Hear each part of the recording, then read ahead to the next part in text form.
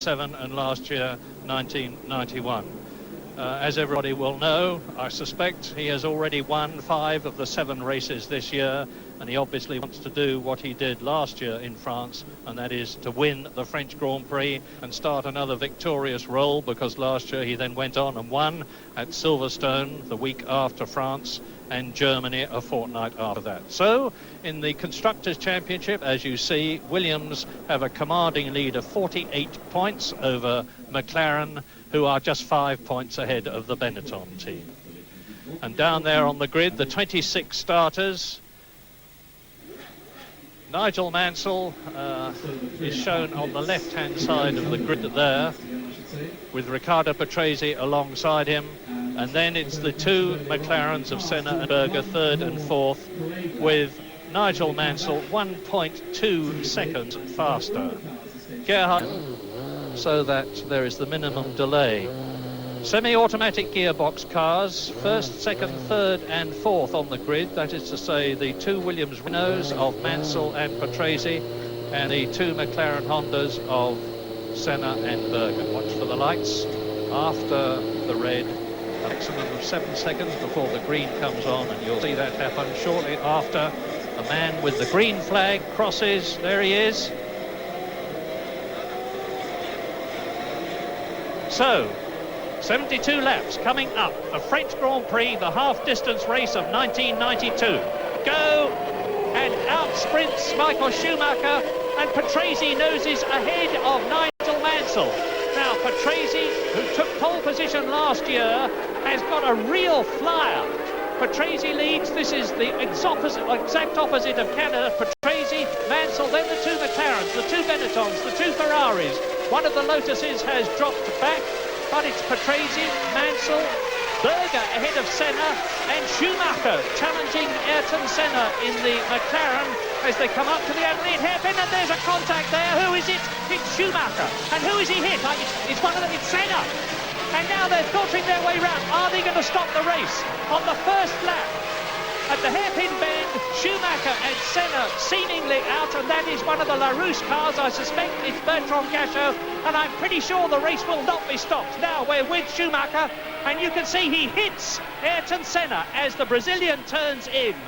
Well, sensational development on the first lap of the French Grand Prix. Michael Schumacher rejoining, and the man who is in equal 4th position in the World Championship, Ayrton Senna, seemingly out on the first lap. Yes, and now you see Schumacher coming out to have a go at Senna there, down the inside. And we're looking at it again. The leaders come through. Senna holding off the brakes, turns into the corner, and Schumacher was not ahead of him. And that was fairly robust tactics. There, looking at it again from yet another angle.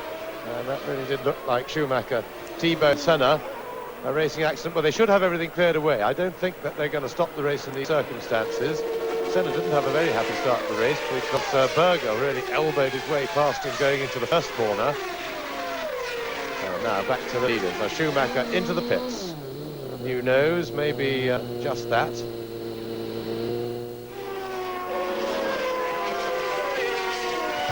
And it's Riccardo Patrese leading. Nigel Mansell, there he is in 2nd place. In 3rd position is Gerhard Berger. And in 4th place it's Martin Brundle at the end of the first lap. News from Jonathan Palmer. We're in the Benetton pit now, and you can see the new nose cone just being fitted to Schumacher's car. A heavy tyre mark down the left-hand side of the old nose cone indicating where he hit Senna. The job's nearly complete. You can just see the nose being put on. And it's just about fit, and he'll then be out, and it looks like no other damage. So at the end of the first lap, you can see the leaders as they come through to complete lap 2 now. Mansell, Patrese, Berger, Brundle, Martin Brundle in the Benetton in 4th position. Alesi in the Ferrari 5th. Mika Häkkinen in 6th position. And behind the race car there is Michael Schumacher coming out to rejoin the race, a full lap down, and I have no doubt a very angry Ayrton Senna, who may well regard Michael Schumacher's tactics as being just a bit too rumbustious, but we won't know about that until after the race. Meantime, Nigel Mansell has now got the choice of staying behind Riccardo Patrese and getting a certain 6 points, or trying to fight his way past, but I would expect him to be fairly circumspect in the early stages. Yes, I'm sure he'll take the view. He's got plenty of time to get past. Oh, and Mansell put a wheel on the grass there, and that was a little slip in concentration. Quite honestly, it wasn't really a danger. It was an inside wheel, but he had a bit of a moment, and that will, as it were, give him a little tap of a reminder to concentrate. And it's brought Berger up on his tail.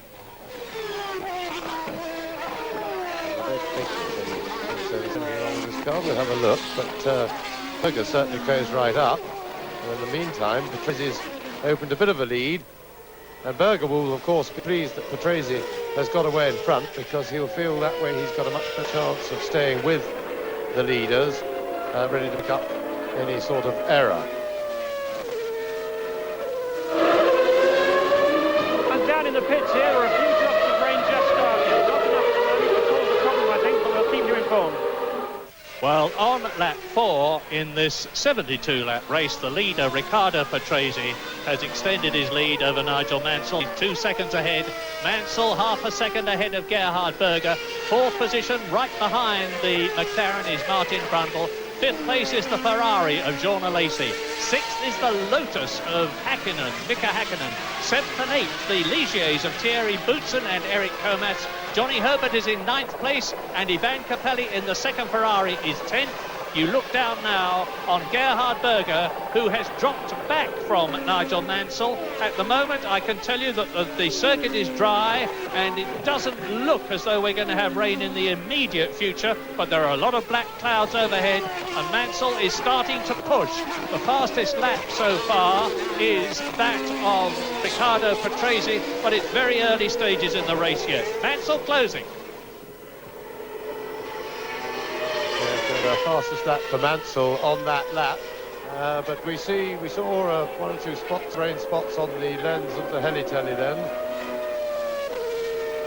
there is the caption below. That's a fastest lap for Mansell, but the race, of course, hasn't really speeded up yet, and certainly the drivers will have seen the spots of rain on their visors, so they'll be treading with a little bit of caution. I'm sure that they'll be able to go. They'll still have excellent grip, but you always have to leave a little tiny bit in hand when you get rain on the visor. That's the first sign. And Mansell closing up now on Patrese, and they're beginning to stretch their legs and pull quite comfortably away from Berger's McLaren. Senna will certainly feel very aggrieved that Schumacher took really such a risk on the first lap of a long race. He'll feel, no doubt, that Schumacher, that was an inexperienced thing to do, remembering that points are awarded at the end of the Grand Prix, not at the beginning.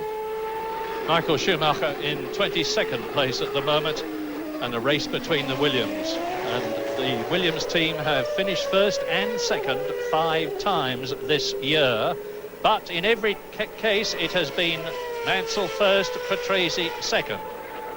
Well, the boot is on the other foot now as we look down on the Estoril bend as they accelerate away up towards the Adelaide hairpin. They're doing about 190 miles an hour as they go down through the gearbox into second gear, and you can see how they're pulling away from Gerhard Berger, who has got about 1.5 seconds or less behind him, Martin Brundle. So Williams-Renault leads, Williams-Renault second, McLaren-Honda in 3rd position, Benetton-Ford in 4th place, and in walks in the inset Maurizio Gugelmin out of the French Grand Prix.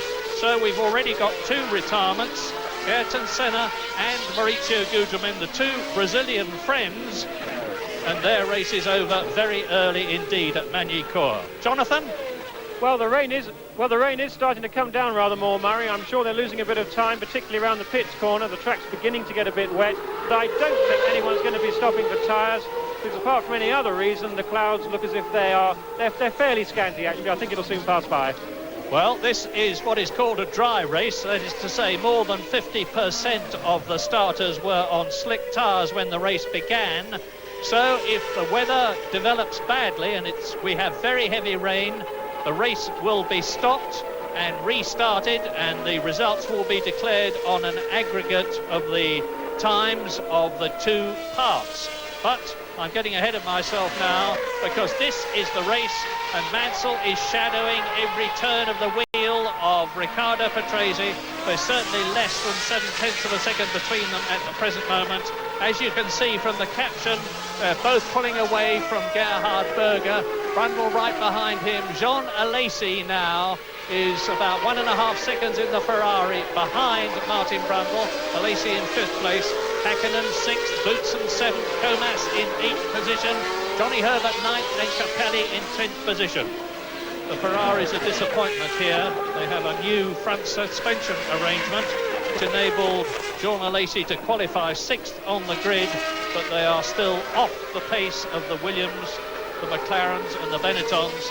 But of course the Williams have got a pace all of their own. If there's one race that the Williams-Renault team want to win more than any other, it is the French Grand Prix. This one, we're with Schumacher now, who is trying to make his way up through the field, and Michael Schumacher in the Benetton Ford is still in 22nd place, 1 lap behind, but starting to catch and pass people. And the reason, of course, that Williams-Renault, underlining the Renault bit, want to win the French Grand Prix is the fairly obvious reason that Magny-Cours and the French Grand Prix are the home Grand Prix circuit and race of the French Renault organisation, which they won last year, Nigel Mansell. And that is Gabriele Tarquini's Fond Metal. That makes the 3rd retirement so far, because Tarquini in the new GR02 Fond Metal Ford is out. Excellent car, very good looking car, good performance, but still a lot of development to do. And Michael Schumacher has got ahead of him now. It looks to me like one of the Dallaras, so that'll be either Pierluigi Martini or JJ Leto. No, it isn't. It's one of the Ferraris, I apologise. So I would deduce that it is Ivan Capelli, but that is a deduction. Well, Capelli was in 10th place and Alesi was up in 5th, so one of them appears to have had a spin. And in his back view, we can't tell which one it is. And the leaders go through to start another lap. New fastest lap this time for Patrese, and that is Capelli ahead. So Capelli, oh, what a miserable season he's had. Really, nothing seems to be going right for him. It seems that he's out of his depths, really, at Ferrari, what with the pressure and the fact that they have got an uncompetitive car. To be fair, the car, things are not going well in general, and for Capelli in particular at Ferrari. And Schumacher goes his way down the inside, and he makes it there. We'd like to see what's going on up front. Patrese still holding off Nigel Mansell. And now that's Capelli's car, so they've both got cameras on board, but we'd rather see the main race. These are people who've fallen by the wayside. And in the main race, it is still Riccardo Patrese. He is on his 9th lap out of 72 at the moment in the Williams-Renault. He's 1.1 seconds ahead of Nigel Mansell, which, of course, is comfortable for Nigel Mansell because he can watch his teammate very carefully indeed and study tactics, study braking, study gear changing, study line on the corners and everything else. And if he feels able, pass at the appropriate point. Ayrton Senna, understandably looking mildly discouraged with what happened out of the race on the very first lap, as we go round the Lycée and down the start and finish with Ivan Capelli. You can see that the Benetton Ford of Michael Schumacher is pulling away, and Capelli is still in 10th position. Now, the fastest lap we've had so far is that of Riccardo Patrese on lap 9, 1 minute 19.287, which is only 1/10 of a second slower than the lap record which was put up by Nigel Mansell last year in, I would have thought, much better conditions, because last year it was a bit warmer than it is now, although cool conditions suit these cars very well indeed. But of course Patrese has still got a heavy fuel load aboard, and I would expect the time to come down quite a lot later in the race. Yes, it certainly was. The fuel load comes down, but remember, Murray, as you pointed out earlier, the circuit is slightly changed, with an S-bend gone from it, and in fact the circuit is quicker this year. So that record will now go. Mansell, new fastest lap of his own, still pursuing, but he seems to have settled down now and looks at the moment content to let Patrese make the pace, make the running, and I think that's sensible. And what he'll no doubt do is, as we see here, as he closes up on the back markers, Mansell will probably make his attempts in fits and starts, and that is the right way to do it. It's too heavy physically to keep on top of another car all the time. You don't have such a good line of sight. You don't have such good grip because of your downforce is interfered with by the car in front. We're coming up to lap Olivier Grillard now in the Tyrrell Ilmore, and this Nigel Mansell may see as his opportunity to pass Riccardo Patrese, because if Patrese misjudges his overtaking opportunity when they come up to the Frenchman, who scored his only World Championship point in the French Grand Prix in 1988 when it was at the Paul Ricard circuit and he was driving for Ligier. If Patrese misjudges his overtaking opportunity, that could give Mansell the opportunity to pass his teammate into the lead. Is he going to do so? We'll soon know. They're coming down now into the Estoril right-hander. They're doing about 150 miles an hour all the way round this bend in fifth gear, closing on the Tyrrell just a little all the time now. This is their opportunity. Patrese is in his slipstream, and Mansell really needed to be closer to Patrese. So Patrese is passed, Grillard stays wide, and into the Adelaide hairpin on lap 12, and out goes yet the other. That is Gerhard Berger's McLaren. What an awful race for the Woking team. Both cars out in 11 laps. This is lap 11. Senna out, Berger out. Well, all that smoke, I think, is extinguished at home, but what went wrong we haven't yet seen. Maybe we'll get a replay. Yes, we got a replay. That looks like an engine blow up or something at the back end. I see oil smoke coming from Berger's car, and certainly terminal. Yeah, that's Ron Dennis being... must feel it never rains, it pours, but it isn't pouring here, which would certainly liven the race up a bit. And I should think Senna must feel that he must wonder what he has to do to keep alive in the championship, because he certainly would feel that if he had a breakdown in Canada and got attacked here, he would still have a live hope for the championship. But it's fading fast now with the Williamses out there. But Patrese is the man who still hopes. And up into third position comes Martin Brundle. So Englishman Nigel Mansell leads. Englishman Martin Brundle second. Englishman Nigel Mansell challenging Italian Riccardo Patrese for the lead. And Berger's retirement was good news for the Benetton team, because they are only 5 points behind McLaren in the Constructors' Championship. Both the McLarens are out of the race in the first 11 laps.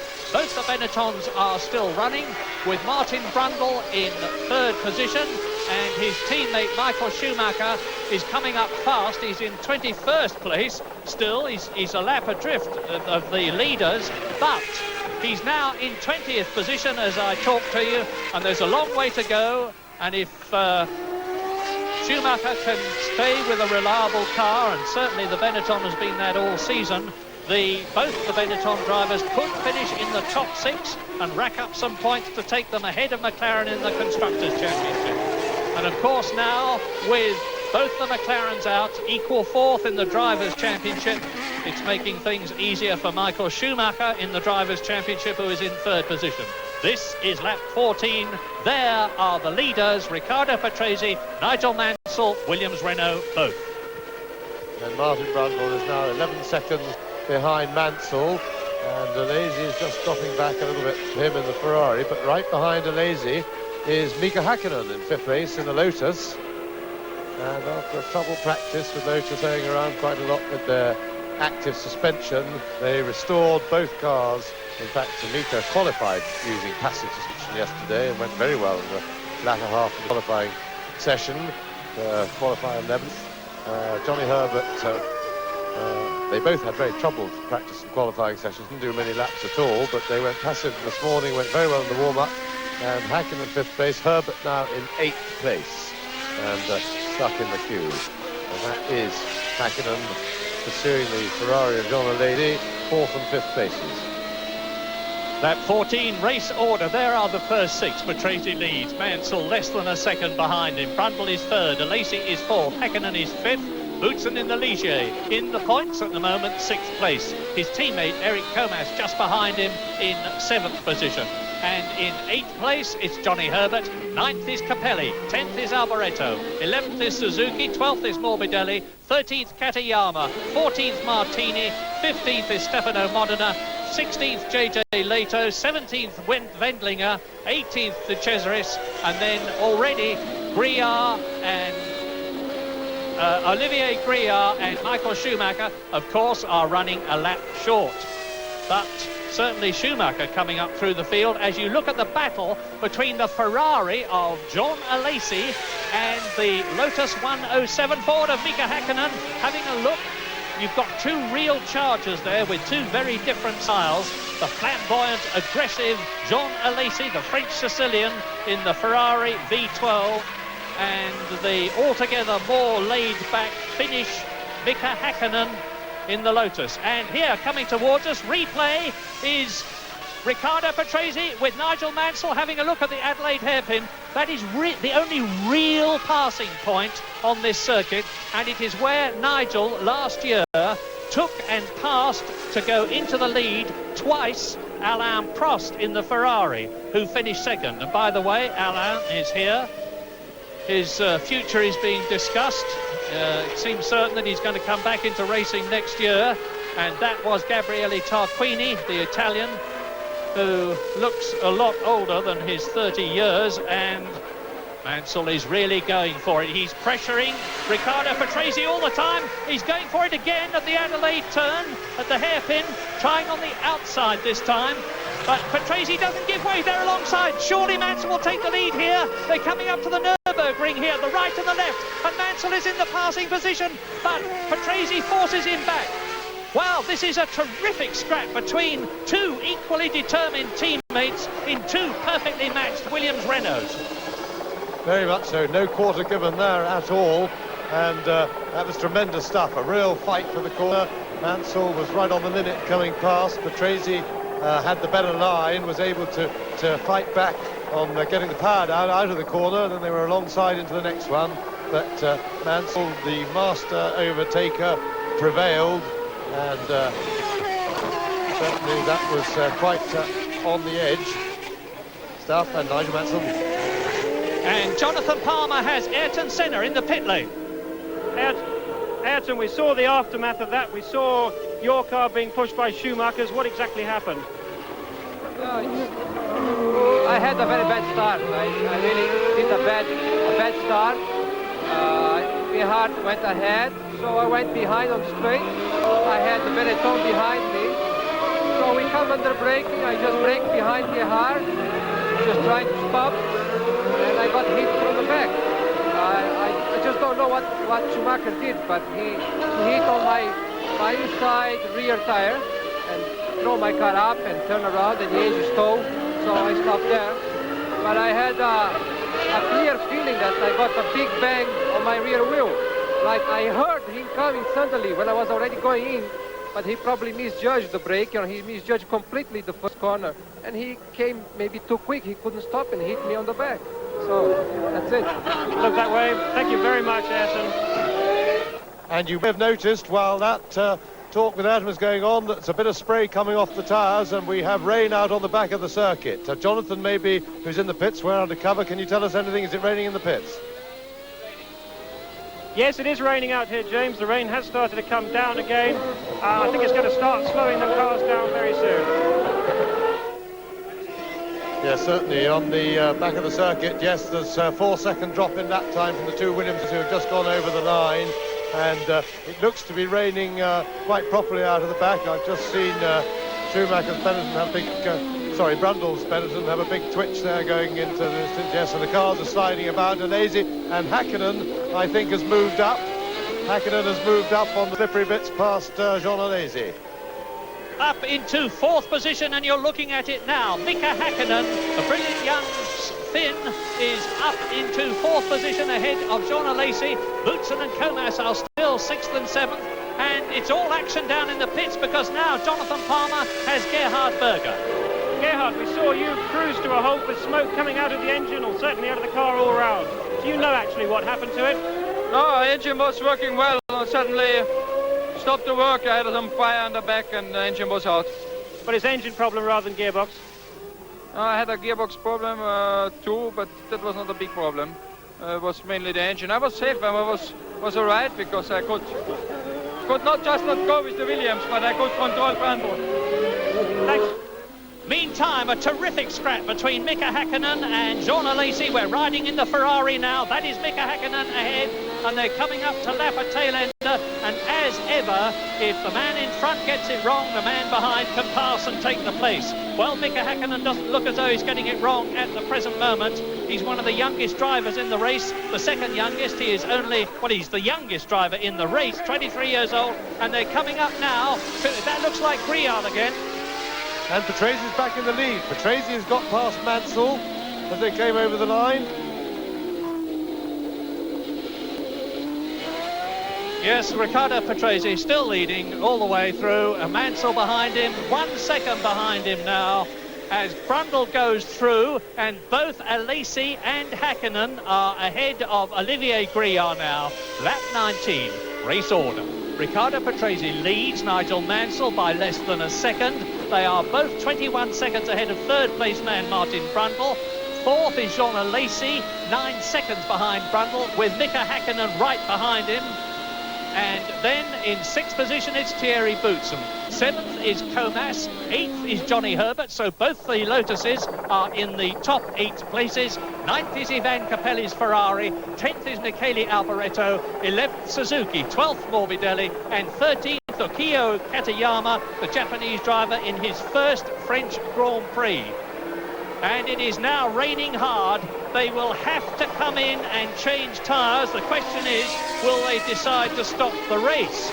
But now, as you can see, slithering and sliding, going through to complete the lap. Patrese leads. They're coming up to Andrea De Cesaris now in the Tyrrell to lap him. They're being followed by the Jordan of Stefano Modena, and they, of course, are race leader Riccardo Patrese on lap 20 out of 72, and Nigel Mansell in second place behind him. And what the worry in the Williams team will be, of course, is that in their enthusiasm to lead, Riccardo Patrese and Nigel Mansell might take each other out. They are both enormously experienced drivers, but and Mansell's going for it. He's seen his opportunity. He comes up right behind the gearbox of Riccardo Patrese. They pass JJ Leto's Dallara. And this is tremendous stuff. One just hopes that the race doesn't get stopped. If the rain holds off now, with a bit of luck, the organisers may decide not to stop it. It's a real shame about this rain rule, because Mansell had his opportunity. Jonathan... And the red flag is out. The race is being stopped. The red flags are out. On lap 20, and there's the reason you saw the Tyrrell slide wide there.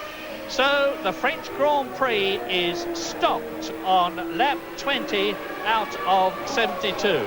Now, this means to say that the race will be run in 2 parts. You can see the race, you can see the rain pouring down on the circuit, and a lot of quite complicated rules come into play now, because if the race has done more than 2 laps and less than 75 laps, which is 54, that means to say that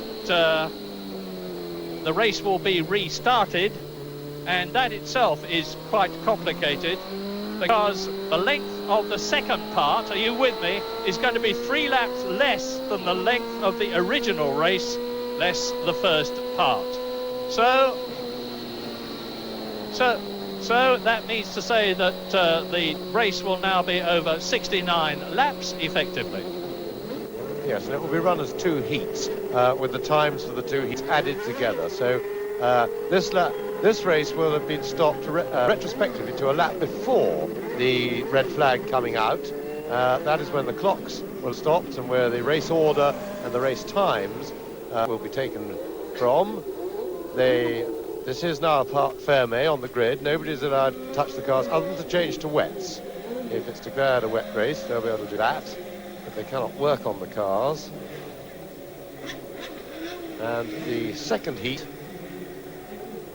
will then, the times for that will be added together, so we will be looking at a total overall elapsed race time.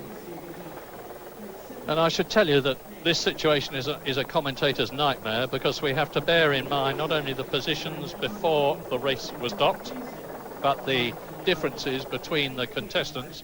If you've got a pencil and paper handy, you might like to make a note of the fact that on lap 20, Riccardo Patrese was 1.1 seconds ahead of Nigel Mansell, who was 27 seconds ahead of Martin Brundle, who was 9/10 of a second ahead of Jean Alesi in fourth position, who was 7 seconds ahead of Mika Häkkinen, fifth, who dropped back. Now here's a replay of Ayrton Senna on the first lap being nerfed by Michael Schumacher and spinning out, and you can see I hadn't realised that there was another crash on the approach to the Adelaide hairpin, and all I can tell you, so it's Wendlinger, I think, spinning out. Yeah, that's the march. There's only one of them, because Paul Belmondo failed to qualify, and Paul Carl Wendlinger had a nasty crash yesterday and was actually helicoptered off to hospital for a very thorough check, which proved to be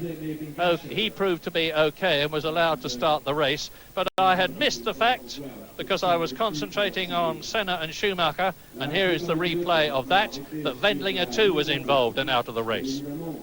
Yes, and most certainly that was Schumacher's fault, that accident, because apart from anything else, you see on the replay here, he had nowhere to go. Senna was right up on Berger, and there was no hole for Schumacher to slot himself into.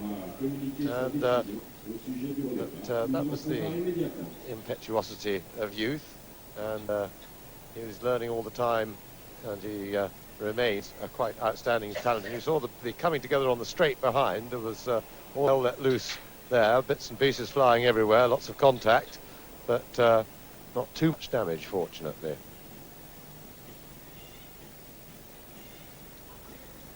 So now we see from Schumacher's car, now he's going inside Senna. Senna turns into the corner because he's not alongside him, he's only along with his back wheel, and boom. And there it is. So Schumacher working hard to hold it all together.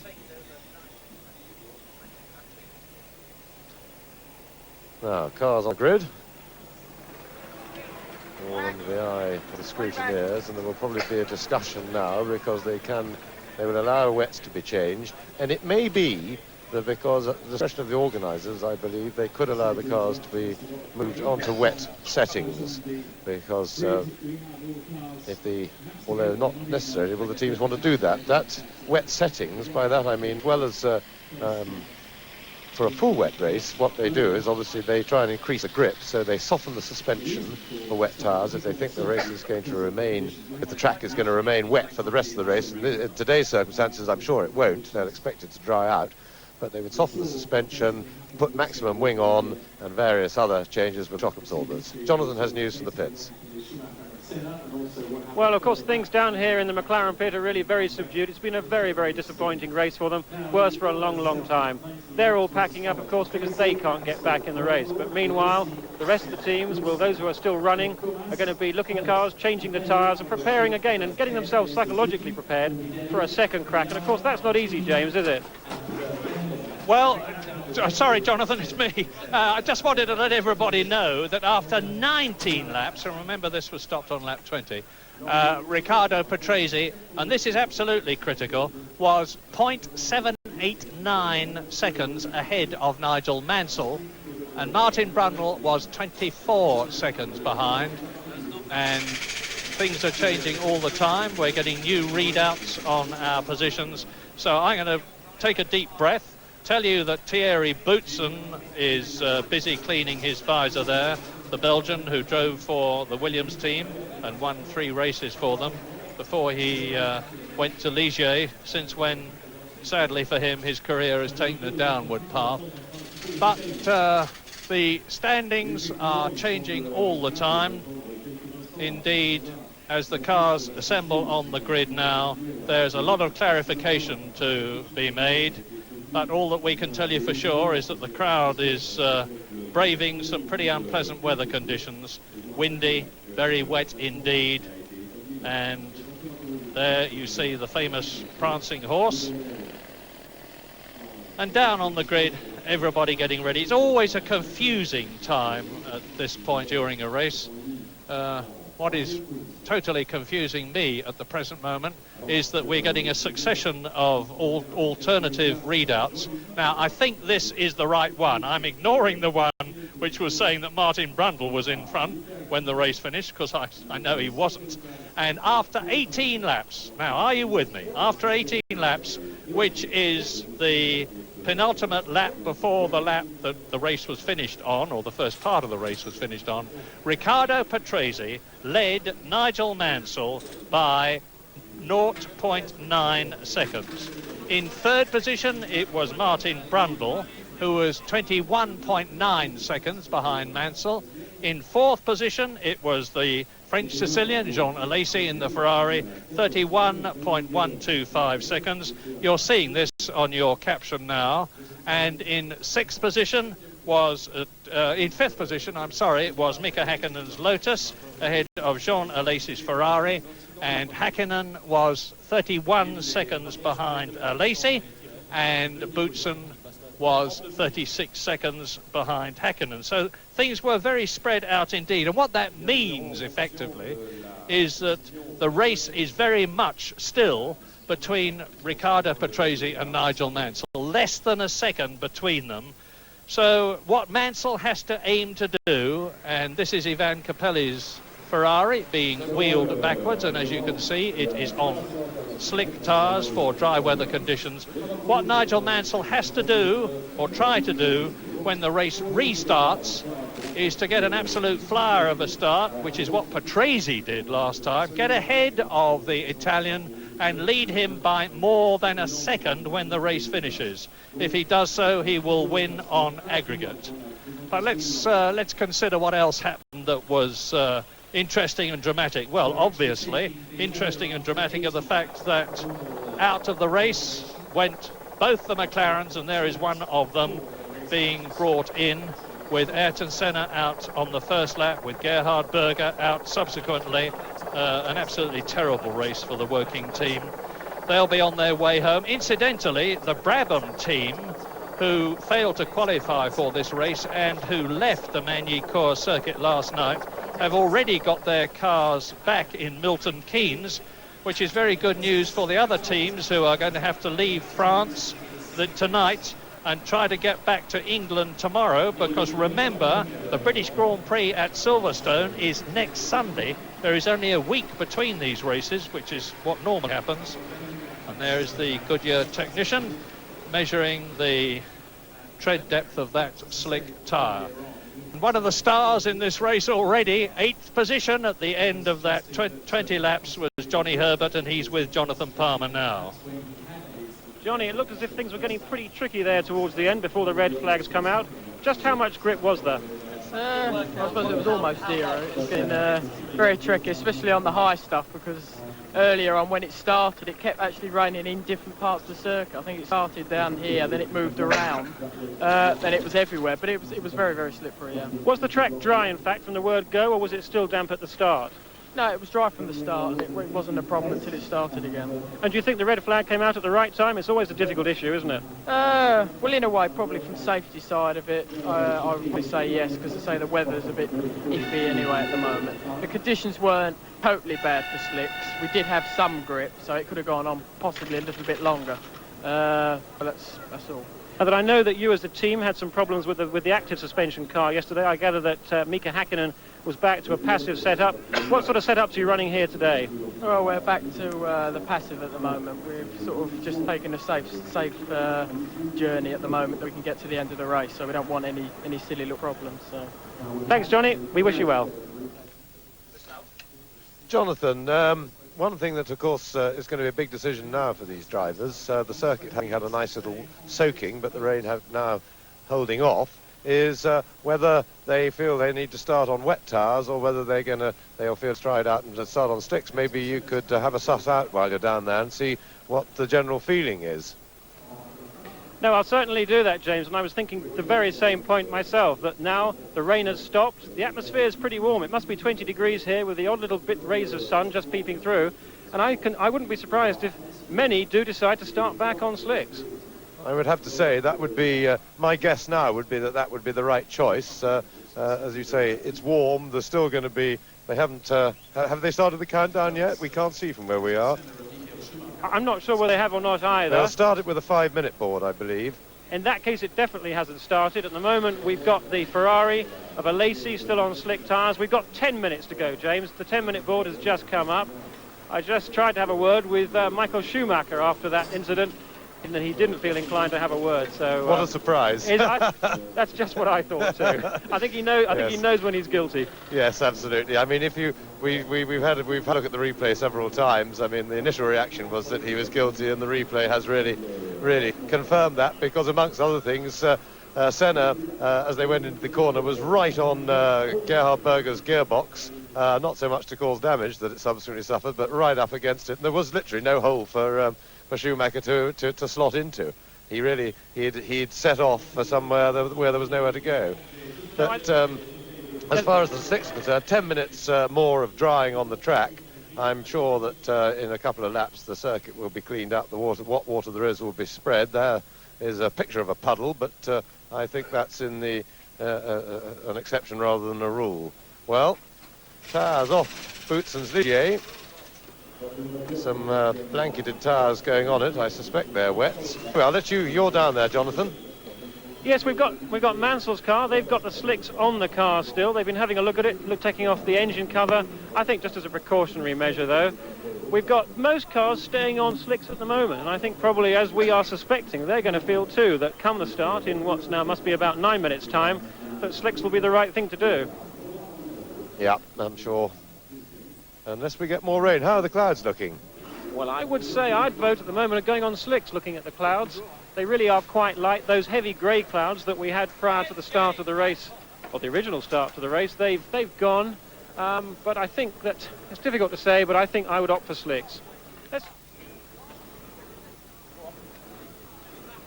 Well, as you look at Riccardo Patrese there, waiting to restart, I can tell you that Ayrton Senna, now in mufti, in civilian clothes, out of his overalls, has swarmed over the wall and gone to Michael Schumacher's car and had a word or two or three or four with the German, who is still comparatively new to Grand Prix racing, good as he is, 23 years old, and this is only his 14th Grand Prix, and is looking, or was looking, suitably chastened.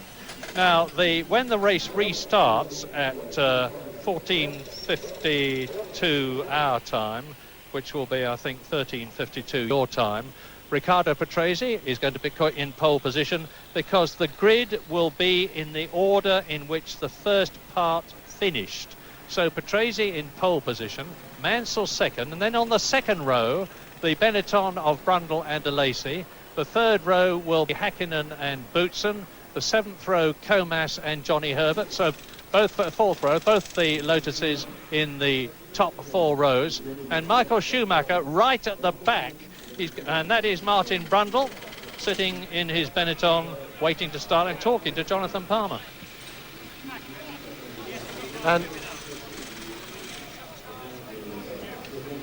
Martin, you must have been slightly disappointed to have that race stopped. I should think you looked at a very solid third place there. Just what was your own feeling on the stoppage and actually when it happened? Well, I feel in a pretty solid third place now, Jonathan, to be honest. I'm starting the next race third. It was getting a little bit treacherous out there. Your destiny was a little bit out of your control, I think. I think they stopped it at exactly the right time, quite frankly. Now, what about the Schumacher incident? We need to ask you about that. What did you see from your side? Him and Ayrton came together. I don't know why. Okay, best of luck. Thank you.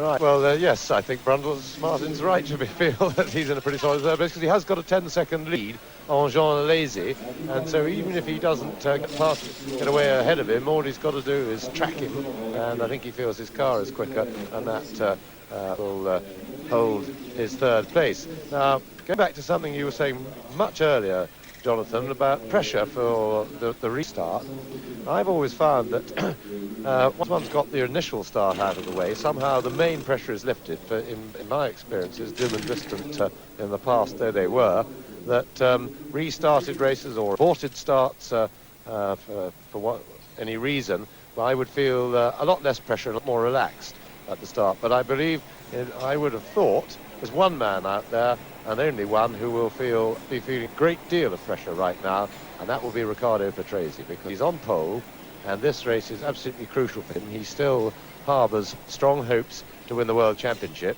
and he will know that if he's going to win, to keep those hopes properly alive, he needs to win today, and to do that, there's big pressure on him, because he's got to get into the first corner first. He knows that if Mansell gets ahead of him to the first corner, that his teammate is liable to drive away from him. He's been quicker all season. He was half a second quicker than in qualifying, and Patrese's big chance is to get in front and then fend him off for the balance of the race. But for that reason, his race is between the start line and the first corner, or the main part of his race, and so he's got pressure. Yes, indeed he has. Now, how long is this second half going to be? Well, if our complicated mathematics and checking on the rule book are correct, it is going to be 72 laps, less 18, which is 54, less 3, which is 51. So that means to say, effectively, the whole race will have been, with the two parts, over 69 laps. And I say again, as James has just emphasised, obviously, the main race at the front is between Riccardo Patrese and Nigel Mansell, with 9/10 of a second separating them after the first leg. Martin Brundle is 31 seconds on time ahead of Jean Alesi in fourth position. So Martin will be obviously trying desperately to catch the Williams in front of him. He's got a very handy cushion behind him. Mika Häkkinen, 31 seconds coincidentally behind Jean Alesi. Häkkinen in fifth place. And then in sixth position, Thierry Boutsen, who is 36 seconds behind Mika Häkkinen. Very encouraging, incidentally, for the Ligier team, because they have striven hard all season to get their new car with its Renault engine on the pace. It is ironic that there is a new ruling that is about to come into force in 1993, that teams will not be able to test at a circuit where a Grand Prix is held. And the very reason that the Ligier team moved to the Magny-Cours circuit was to enable them to have a test circuit on their doorstep. There are other controversial rules. The tyre widths are going to be reduced, the wing sizes are going to be reduced, the size of the car is going to be reduced. We've got 3 minutes before we restart, James. Yes, indeed we have, as Patrese is beckoning one of his crew to come and have a word. Yes, and there they are, having a listen. And absolutely, the new rules, the testing rule is just one thing. Also, I think Ligier moved here for very advantageous terms for a brand new state-of-the-art factory. But the testing rule hasn't actually been fully quantified yet, because nobody has said exactly when it's in force and when it's not. For instance, I think it's clear that once the Grand Prix of that year has taken place, as the cars go out on their parade lap, teams can then go and do testing at the circuit that's already had its race. But whether they can only continue to do it within that calendar year, or whether it goes on till up to the first race of the next season, is not yet made clear. If it goes up to the first race of next season, then I personally agree with it, and so do most of the teams. If it's at the calendar year and they can't test through January and February at Grand Prix circuits, then we think that's a pity. Ukio Katayama stuck on the grid. He was in 13th place at the end of the first leg. There's Patrese and Mansell. That's the passing point, the only real passing point, the approach to the Adelaide hairpin that you see at the bottom of your screen there, which they approach at some 190 miles an hour. And let us say this again, because it bears repeating. You've heard it from James and from I. It is most important to Riccardo Patrese this time that he does what he did last time. Get into the first corner, the left-hander turn 1, before the Estoril bend, before Nigel Mansell. Now there is Schumacher just in front of him, and us is the Tyrrell Ilmore of Olivier Grillard, who finished 9th in that first effectively 18-lap leg, 1 lap behind race leader Riccardo Patrese and Jonathan Palmer. They are all on slick tyres, Murray, exactly as they were at the start of the original race. And in fact, Comas is on brand new slick tyres, which I think, James, you would agree that brand new slick tyres on a very damp track could be difficult. But worse news than that is that the heavy rain clouds have now materialised. They are coming this way, and I think we could be in for the same again. Yes, unfortunately, our window, we see a rainbow in the background. Our window faces the wrong way, and we look out with the wind coming from behind us, and so we can't see these looming up. So we rely on you and me, Jonathan, to keep us posted. Certainly, the new tyres on the Ligier could be a problem with blistering. Now, second start. Remember, Patrese on the left has to beat Mansell on the right into this corner from his point of view. So they're both going to be going for a flyer. They've both got this traction control device on the Williams, which will help them avoid wheel spin. The green flag shows. Look for the red, look for the green, and it'll be start 2 of the 1992 French Grand Prix. And there's an early start from Olivier Grillard, I do believe. And Patrese gets ahead of Mansell as he did in the first leg. He had, of course, the advantage of a staggered grid, and it's Brundle in 3rd position, Alacy in 4th position, Mika Häkkinen in 5th place as they go round the long Estoril bend. And now Mansell is attacking right from the start. They're coming up to the one passing point on this circuit, and he has done it. Nigel Mansell passes his teammate Riccardo Patrese, and there's a repass. Patrese is right. Oh, let's have a look at the front. Patrese, and off goes the Benetton. No, it's Schumacher again. He's lost it again at the same corner as the first leg. Oh, Michael. Well, there's Grillard, and this time I suspect that the suspension, well, certainly the front wing is broken on the Benetton, and out of the race, definitely broken suspension. You can see a broken wishbone, and the 2 Williams are up front, coming down to complete the lap.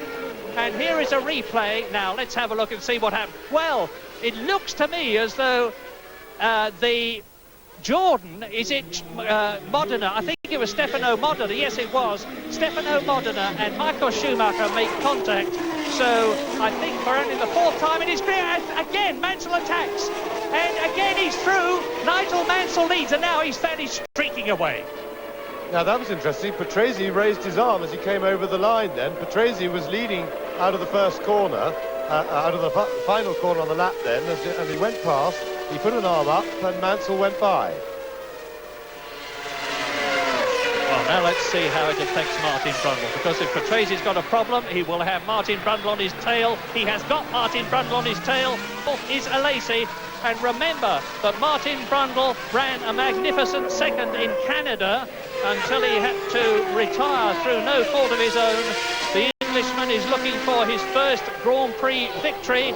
Martin Brundle, number 20 in the Benetton, the man who has driven for the Zaxby, Williams, Brabham and Benetton teams. And he is in 3rd position. You see the first 4. Mansell leads, Patrese 2nd, Brundle 3rd, Alacy in 4th position, Häkkinen is 5th, Thierry Boutsen is 6th, his teammate Eric Comas is 7th, and this is the 2nd leg and the 2nd lap. Well, Patrese must be disheartened in the cockpit now. He did his best. He got into the first corner first with what he had to do. But still, the indomitable, charging, aggressive Nigel Mansell forced his way through, and he is more than, well, on aggregate, I'm going to be talking to you on aggregate. aggregate, or trying to, as well as what is happening in this second leg, so you'll have to bear with me and James. Riccardo Patrese at the end of the 20th lap, and this race effectively started with 18 completed. Mansell was 0.2 seconds behind Patrese, but if he carries on, well, I'll tell you, I understand you've lost pictures in Britain. We've got them here, I'm glad to say. And I'll tell you that Nigel Mansell has really got the hammer down. And he's pulling away from Riccardo Patrese. Not dramatically, but he is easing away. And soon, the Williams-Renault championship leader, Nigel Mansell, with 5 victories behind him and black skies above him. Very, very black skies. Are we going to have another bucketful of rain on everybody before very much longer? I suspect we are. I don't think we've seen the end of stopped racing, because now Mansell easing away. Patrese in second position, right in there effectively, and Martin Brundle is catching Patrese, and right behind Martin Brundle is Alesi in 4th position. 5th is Mika Häkkinen. It's much closer now than it was on the first leg. Now we are with John Alesi, and in front of us is Mika Häkkinen, and out of the race goes Aguri Suzuki in the footwork car. And I understand you got pictures, and I'll tell you, there is race leader Nigel Mansell, and 1 minute 18.766 is a new lap record for Nigel Mansell, beating his own lap record from last year of 119.168. He's leading the race, and he's leading on aggregate. So Mansell has to keep it as it is now, and in order to finish second, Riccardo Patrese has got a less demanding job. We're with Ivan Capelli now, who is in 8th position on aggregate.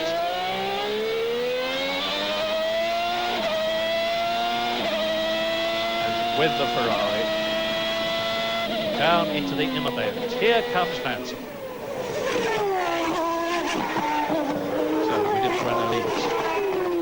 What a terrific charge by Nigel Mansell. He goes through and completes the lap. And he is now on his 23rd lap altogether. And I remind you that this race is going to last for 51 laps, provided we don't have any more rain trouble. And we're looking through the blurred camera visor, or we were, of Martin Brundle's Benetton. He is in 3rd position. Mansell, Patrese, 1st, 2nd, down to the Adelaide hairpin. There is Martin Brundle in 3rd place, closing up on Patrese. John Alesi is still hanging on to the Benetton Ford of Martin Brundle. He is in 4th place, John Alesi. And you'll just have to, please, as I said, bear with us on this question of aggregate and the race, because on aggregate, Mansell leads now. Riccardo Patrese on lap 23 out of a total of 51 by 1.4 seconds, having done having made the fastest lap, a record lap of 1 minute 18.667. Martin Brundle in the Benetton 3rd on aggregate. Ben Alesi 4th, Häkkinen 5th, Boutsen 6th, Comas in 7th place. Capelli is 8th, Johnny Herbert is 9th, coming through to complete the lap. Mansell, Patrese, look for Brundle in the background, you just saw him.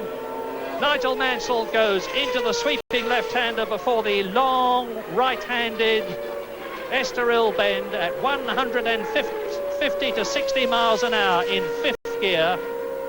He's approaching the point where there's a 3G loading on them. This is the 200 mile an hour nearly section. Yes, and Mansell lap times coming down all the time, as are the others.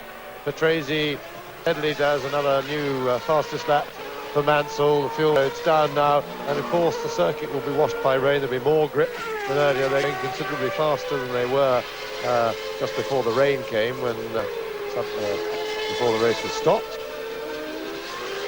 And Mansell now nearly 2 seconds clear on the combined race of Patrese. Remember, he had a bit of a small deficit to make up, but he is really driving hard now to try and put a few seconds and more between him and Patrese, because the weather is still unreliable. We get the right angle, you can see as the heavy rain clouds big fat clouds in the background, and they are still threatening.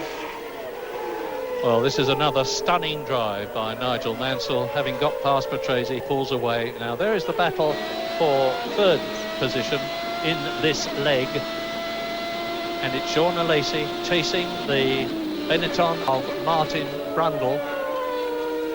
And when the first leg finished, Jean Alesi was some 31 seconds behind Martin Brundle. He's closed that down a bit now, and it's about 20 seconds.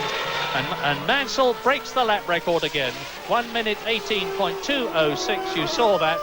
And again, it's not only the extra performance of the Williams Renault this year, but as James pointed out earlier on, it's the fact that the S bend after the Adelaide hairpin has been removed that makes the course quicker this year. It's far from bone dry. You can probably see through the camera of the Ferrari of Jean Alesi that there are still wet patches on the circuit, and if the driver puts a wheel wrong on slick tyres, that means to say grip and adhesion will be reduced to zero, and you can be off the circuit before you know where you are. And that is the incentive that Jean Alesi in fourth position on this leg has got. The incentive being to catch and then pass Martin Brundle, who is third on aggregate, with Jean Alesi catching him at about a second a lap. Mika Häkkinen is still in fifth position on aggregate. In sixth place it's Boutsen, seventh it's Comas, eighth is Capelli. There is the Ferrari of Jean Alesi. And that caption that you are seeing, 25 Tour, means the aggregate situation. Out of now a total of 69 laps for the two legs. And you saw there the footwork car of Aguri Suzuki being removed. Yes, and you could also see how close Alesi is to Martin Brundle, and remember, of course, though, that on in the real race, the overall race, he's still 10 seconds behind him. So even if Alesi gets up in front of Brundle, he's still got a lot of work to do before he can claim third place. Well, if you can change gear mentally, I'll tell you what the situation is in this second leg. We are now having Nigel Mansell leading, Riccardo Patrese second, Martin Brundle third, Jean Alesi is in fourth place, Mika Häkkinen is fifth, and in sixth position it is the Ligier of Thierry Boutsen, and we're looking at the Ligier as it goes over the line now and being pursued by a Jordan. Is it that of... Now, over they go. It was another Ligier, my apologies, and Nigel Mansell is on his victorious way, provided he finishes the race. This is lap 26, and the whole race length of the two legs is going to be 69 laps. So there's a long way to go. Nigel Mansell and Patrese and the rest of them. Oh, and that looked like an engine blow up to me. As the Ligier went through, it was Thierry Boutsen. Here is Briard picking up bits of paper on the very sticky, hot, slick tyres of his Tyrrell Ilmore, and into the pits comes the Jordan of Stefano Modena, who was, there he is, in 17th place on aggregate. You're looking at the Yamaha powered car. They've had a torrid time here at Magny-Cours because their truck was stopped by strikers, surrounded by tyres. Tyres were put underneath it, and the strikers threatened that they would set fire to the tyres if they tried to move the truck. So fairly understandably, they didn't try to move the truck, but it had their spare Yamaha engines and all their telemetry equipment in it. And Eddie Jordan's team have had to fly in new engines, new parts, borrow bits from the Ligier team, the Lamborghini team, the Tyrrell team, as if they hadn't got enough problems. So there is Mansell on the left, Patrese on the right, Brundle coming down to the Adelaide hairpin.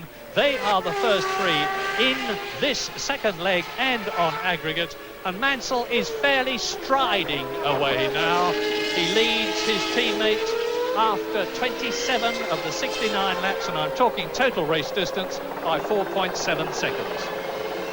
Yes, so big, I believe his strides that already he's now eased up a little bit, and he's just pulling away from Patrese at sort of 4/10 of a second a lap, as opposed to the nearly a second a lap earlier on, and no longer assaulting the lap record as he had been doing, and sensibly so. He's eased up, he's still pulling away, and he's now got a 5-second advantage over Patrese, and that's a new lap record, Mansell, so he's not exactly hanging around, but he's not rushing away. Just taking that edge off, which enables you to really look after the car, to keep everything absolutely 100% safe. It's only 3 or 4 tenths of a second a lap from absolutely flat out. If you allow that small margin, maybe 3 tenths or so, you can drive very defensively as well. So you look at Martin Brundle's Benetton Ford, 3rd position, race and leg and aggregate. And there behind him is Jean Alesi, who is certainly charging, because you can see the gap between them in this leg, and that means to say that Martin Brundle's lead in the race on aggregate has been reduced to some 27 seconds. And behind Jean Alesi is Mika Häkkinen's Lotus. Good news for the Lotus team, because Johnny Herbert is still in the running in 9th position, and the race order at the present moment on lap 29 out of 69, so still another 40 laps to go. Mansell leading Patrese by 5.6 seconds. We're with the battle for 3rd position, and Alesi is reeling in the Benetton Ford of Martin Brundle. But although Alesi is charging to get up to 3rd position in this second 51-lap leg, Martin Brundle is still a long way ahead of him on aggregate. But how Alesi is charging. He's now effectively, well actually, the team leader for Ferrari in his 2nd year with the most political team in Grand Prix racing. Having been the understudy to Alain Prost last year, he undoubtedly learned a lot from him, but could metaphorically sit back and learn. Now he's having to take over the lead of the Ferrari team, which of course everybody in Italy is passionately involved with, and everybody in Italy expects him to do well. Well, while he's chasing Martin Brundle, Jonathan Palmer, what's the situation with you? Well, I'm sure we saw that rather outrageous start there from Guillard at the start, and he's just paid the penalty for it.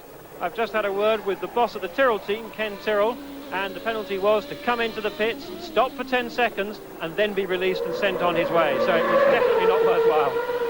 Yes, I'm sorry to say it, but I hate criticising any Grand Prix driver.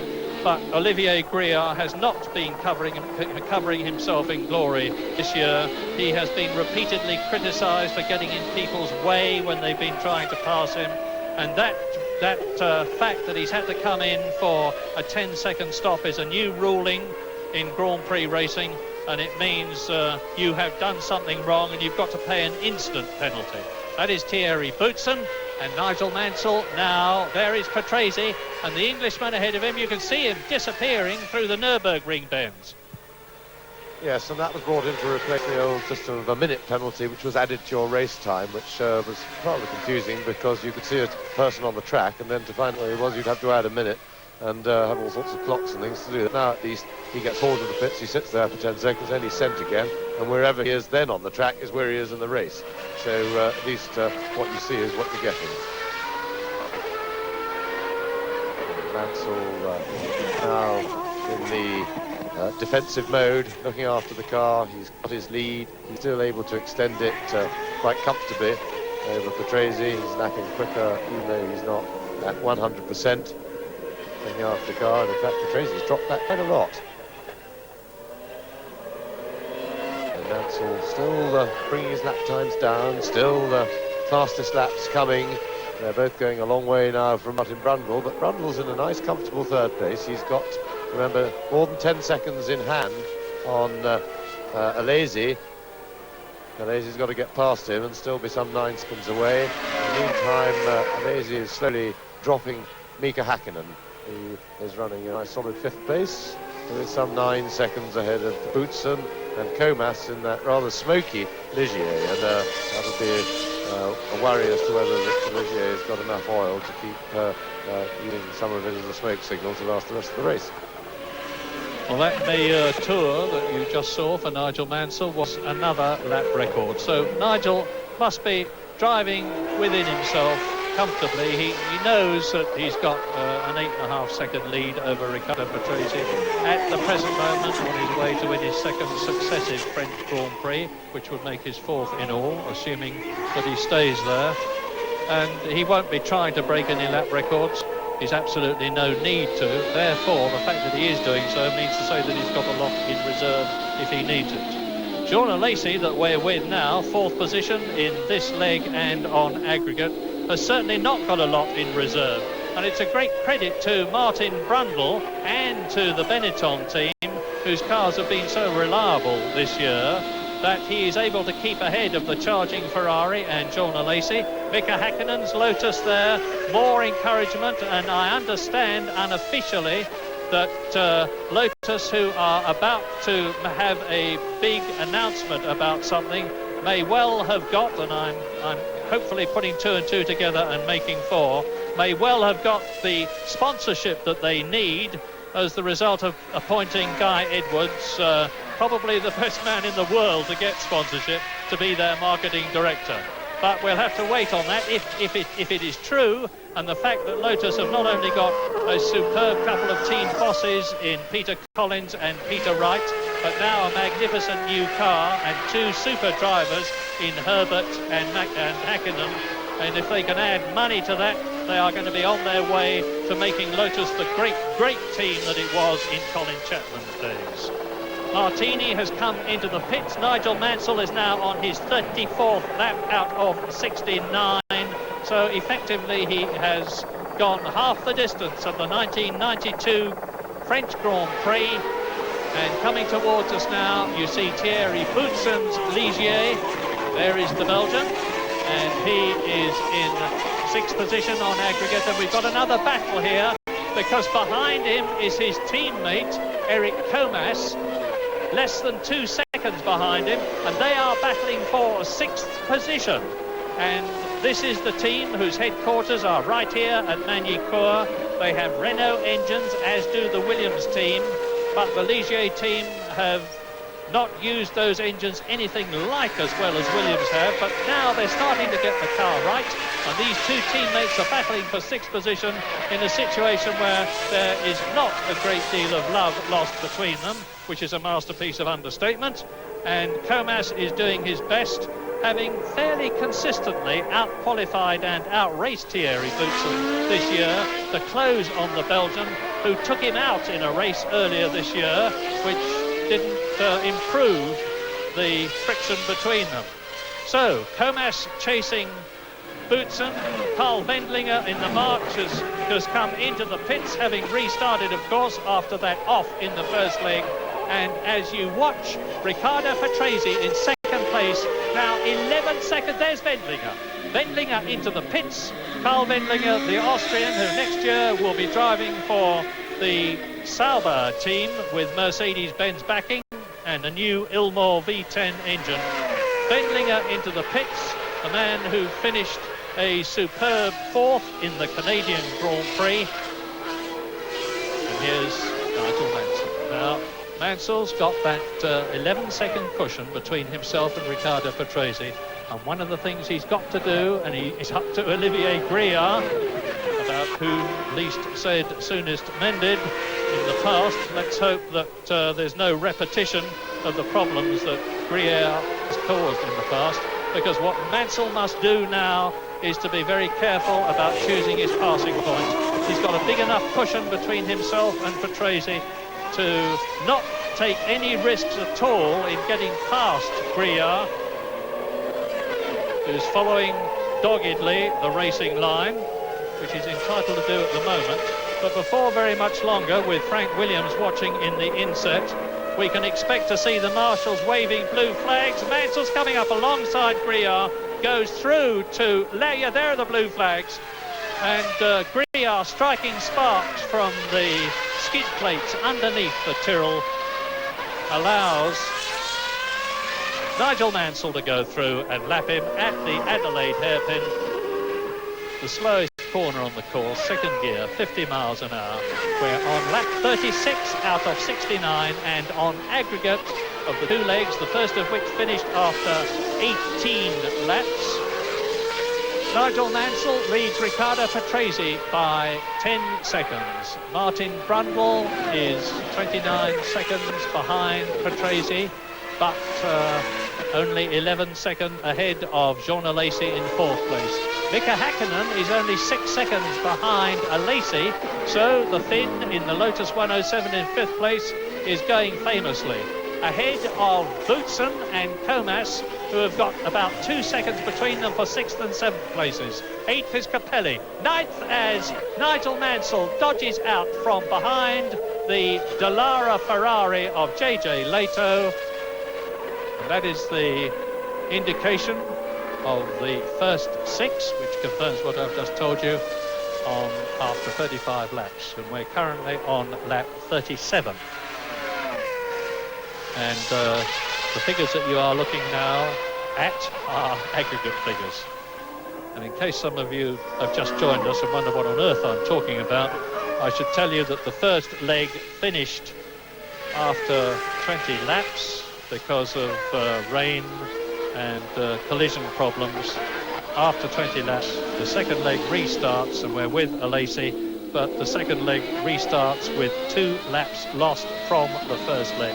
And we have a full race distance now of 69 laps instead of the originally intended 72.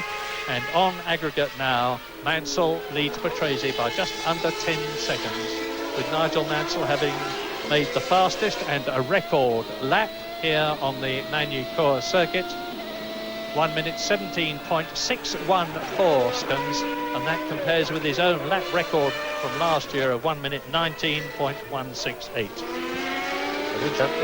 Well, he's just done a new fastest lap, 17 dead, and certainly he's eased right up, Mansell, because the others, his pursuers, are looking in the low 18s now, but he's done a 17.0. But his 17.614, he then, just to show us how consistent he can be as well, he proceeded to repeat exactly that on the very next lap, to the nearest thousandths. He's accurate, 1,000th of a second.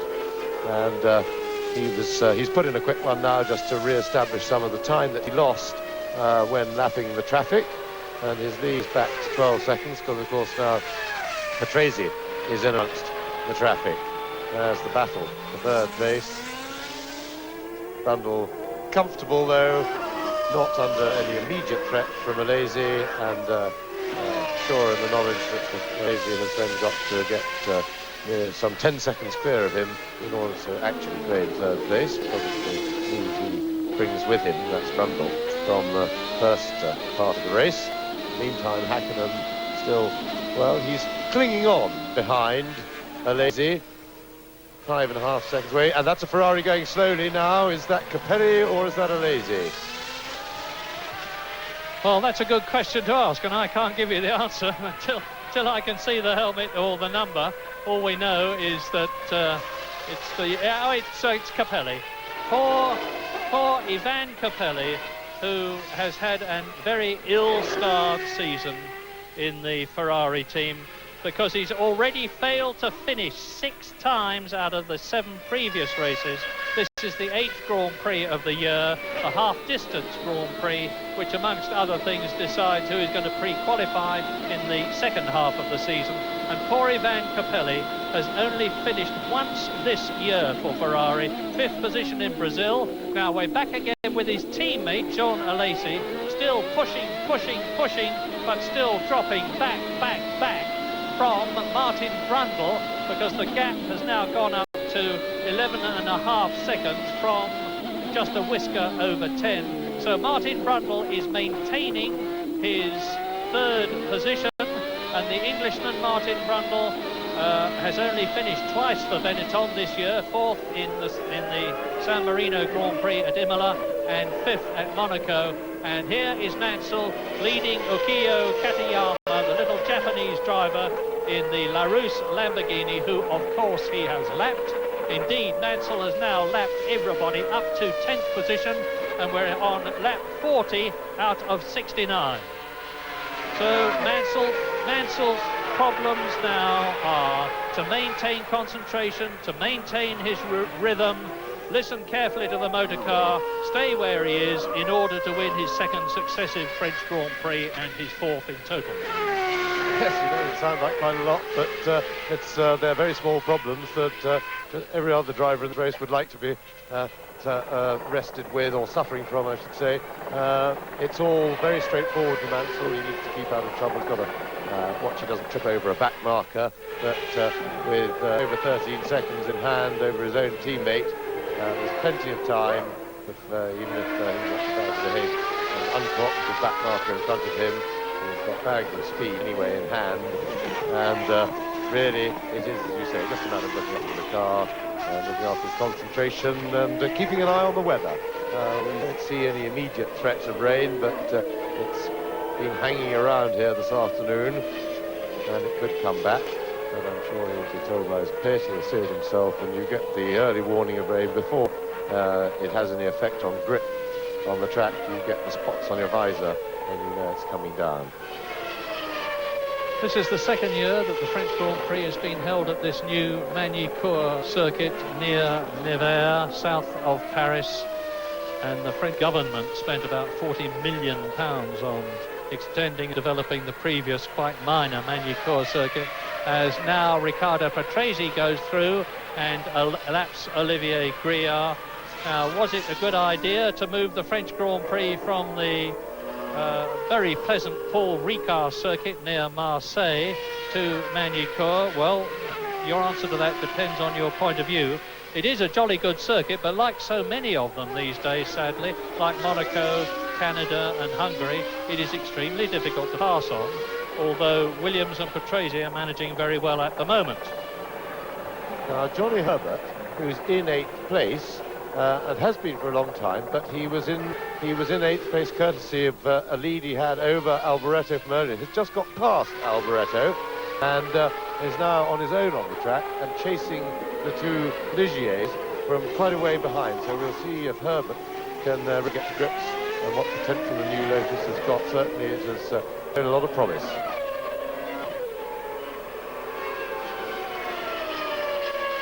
In the meantime, just coming past us now is Jean Alesi, who has finally got past Martin Brundle and appears on the road to be pulling away from him. That is on the road. He's still behind Brundle on the track. He has, in fact, Brundle has a lead of 6 seconds over Alesi, but Alesi, of course, in order to overtake Brundle, no longer has to physically pass him. He's just got to chip away at that 6.1 seconds advantage, and I wonder if Brundle's got any sort of a problem, because Alesi has pulled away already in only a lap and a half quite a bit.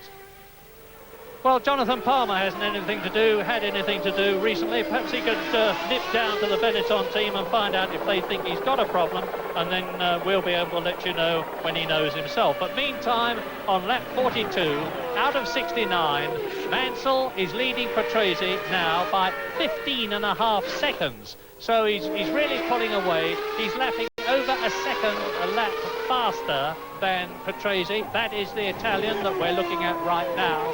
And Mansell has just gone through to start his 43rd lap. What is the news, Jonathan? The news from the Benetton team, Murray, is that Martin has a misfire, which is probably very disappointing for them after the Schumacher problems. Yes, well, much as how well soundproofed we are here, we couldn't even hear that. But in the meantime, that was a misfire that he's got, and we couldn't hear that as we went past. And there's Hakkinen now closing in on Martin Brundle. And in the meantime, it's got a bit darker. We can't see the clouds or in the direction which they're coming. The wind seems to have dropped. What's the weather like, Jonathan? Well, it is darker, James. There are clouds are coming and going. I thought it was going to be raining quite hard a few laps ago, but it might just hold off. I'd say it's 50-50. Well, it's not 50-50 here, because you've just seen Mika Hakkinen take the misfiring Martin Brundle, who does seem to have all the luck, all of it bad in the Benetton team this year. He drove magnificently in that 3rd position, having been 2nd in Canada for so long. His teammate Michael Schumacher out of it, having gone off at the Adelaide hairpin on the first leg first lap of the second leg, just as he went off on the first lap of the first leg, and in the second one he deranged his front suspension. Martin was waving the Benetton forward flag superbly until that misfire. Now this is very interesting indeed, because it means that Mika Häkkinen is challenging for third position on aggregate. He's in third position, no, I'm sorry, he's in fourth position at the moment behind Jean Alesi, and over the line goes Häkkinen. There is Martin Brundle, and on lap 44 out of 69, Mansell leads Patrese by 14 seconds. Alesi is 39 seconds, Alesi is third, Brundle is fourth, Häkkinen is fifth, Boutsen is sixth, and Comas is seventh. Yes, and Brundle's misfire is now costing him some 4 seconds a lap. And so Häkkinen, who's now 7.5 seconds behind on the road, is not going to take long to be passed, because he's already physically done the difficult bit, which is getting past him on the road. And that is a great shame for Martin Brundle. Well, the gap on aggregate between Mika Häkkinen and Martin Brundle is 7.5 seconds. So if Häkkinen, who has just passed the Englishman, can get 8 seconds ahead of him in this second leg, he will have moved up to third place on aggregate. And there is the Ferrari of Jean Alesi, who has passed the Englishman Martin Brundle. Now let's see if we can see the Benetton or the Lotus coming into the picture, as Jean Alesi in the Ferrari V12 chasing, but not very successfully, Riccardo Patrese, because he is 39 seconds behind the Italian. Martin Brundle is now 3 seconds behind Alesi on aggregate, and Häkkinen is now 5 seconds behind Martin Brundle on aggregate, so he's catching him. And soon the cameras are going to be showing the Benetton of Martin Brundle, the Lotus of Mika Häkkinen, battling for fourth position on aggregate, as Griard is caught in the Tyrrell Ilmore to be lapped by Jean Alesi in the Ferrari. Now I suspect that umbrella shot is being shown to us to indicate that rain is coming down again. Indeed it is, and that would help, would probably help Martin Brundle a bit more than Jean Alesi. But Mansell is on his 46th lap now. Yes, and Mansell certainly spotted the rain. He's slowed down a bit. And the rain is really starting to come down.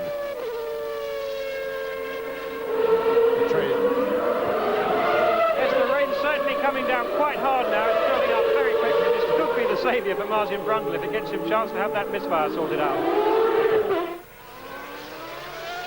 Yes, and remember, if they reach three-quarter distance of the race, it is a result.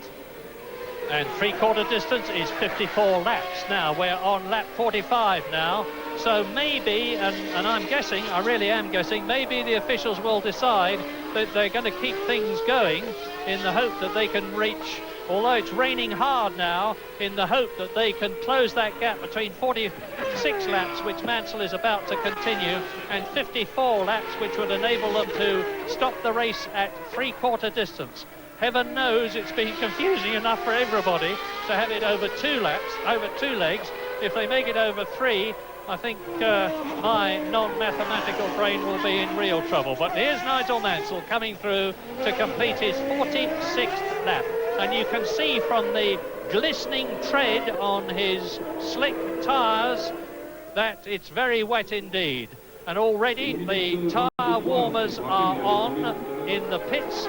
What would be replacement tyres if this race is stopped for a second time, which I earnestly pray it will not be, as Mansell goes, well, even in these conditions, on slick tyres and on a damp and increasingly wet course track as he comes up to the Adelaide hairpin, he would have been doing about 180.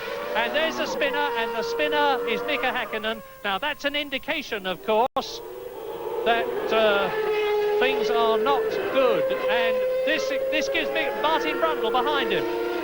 The misfiring Martin Brundle is now right back with Mika Häkkinen, who is in fourth position on aggregate. Now here it is, and it was at the Lycée, the right-hander, which leads into the start and finish straight, where Mika Häkkinen came to a standstill right in front of the officials, who will be having to decide whether to stop this race for a second time. Yes, well, the officials will be looking primarily at the lap times, and Mansell still lapping reasonably well. His last lap, now it looks a bit wetter, but his last lap was 1:23.9, and that looks very wet and slippery. Now let's see over the line what time Mansell's on that lap. Well, still the 1:24, and that is not wet weather tyre weather, if you'll excuse the question and see if you managed to understand what I was trying to say. It's not wet enough for them to be changing to wet weather tyres, and in those circumstances the officials would be wrong, as we watch Riccardo Patrese tiptoeing through. This is probably the wettest part of the circuit, down at the pit's end, and I don't know if Jonathan can tell us exactly what the rain's doing now. Well, the rain's coming down pretty hard now, James, and the clouds do look pretty thick, and I think it's going to be continuing to rain, and I suspect it will be stopped. Of course, with regard to the times, of course, you are one lap behind in looking at the lap time the car's done.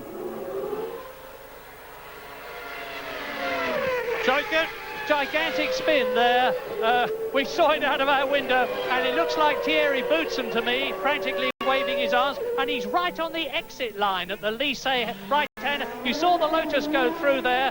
The marshals frantically push the Ligier, and that will mean that Boutsen is out of the race, because you are not allowed to have outside assistance in the form of a push start, and they're pushing his car the wrong way of the track. I suspect Boutsen will turn to the right here to go into the pit lane. Indeed he does. Thierry Boutsen retires, not of his own volition, from the French Grand Prix. He was coming up to is that no? That is JJ Leto in the Dallara Ferrari, passing or trying to pass Olivier Grillard. This is a replay, and out goes Grillard, sideways goes Leto, backwards goes Grillard, forwards goes Leto, and I suspect that Grillard will have stalled his engine, and has therefore retired obligatorily from the French Grand Prix, but Leto keeps running. Now please split your brain into two parts. On lap 49, in the second leg, Mansell is leading Patrese, Alesi is third, fourth is Häkkinen, in fifth position it is Martin Brundle, in sixth position it is Eric Comas, and in seventh place, although he's just retired, was Thierry Boutsen. So up will come Johnny Herbert. Now there is John Alesi. Oh my goodness, this is John Alesi, you can see, has caught, he's really flying. He's caught in this second leg Riccardo Patrese. And on lap 49, the officials have got this target figure of 54 laps in their mind. And I'm suggesting they may stop the race, they may not. But they can after 54 laps and 75% of the race. And in comes Nigel Mansell. He's decided with a 27-second lead that he can afford to come into the pits, get rid of his slick tyres, go on to wets. Now, how long is it going to take? I think that's a sensible decision by Mansell. Only Patrese could possibly catch him, and that's a super fast stop by the Williams team, and Mansell may well be away in front of Patrese. If he isn't, he'll have a huge advantage in terms of grip. And Patrese there, you saw in the background, just rounding the hairpin, and he stayed out, and without any doubt, from Mansell's situation in the championship, it was a good defensive decision. He had plenty of time before any real threat came to him, but it does mean, of course, he's going to have to change back onto slicks should the circuit dry out. So we want to hear from Jonathan what the rain's doing. The rain's coming down too hard to continue on wets, and sorry, slicks, and we see Martin Brundle coming in, and wet tyres on him, the second driver to change to wet tyres, and I'm sure that's the right decision. Well, that's Martin Brundle. He's made the same decision. Now, this is an indication of the fact that to be a Formula One Grand Prix driver, you do not just drive with your heart and your right foot, you drive with your head. And that is exactly what Nigel Mansell has done. He had a 27-second lead over Riccardo Patrese.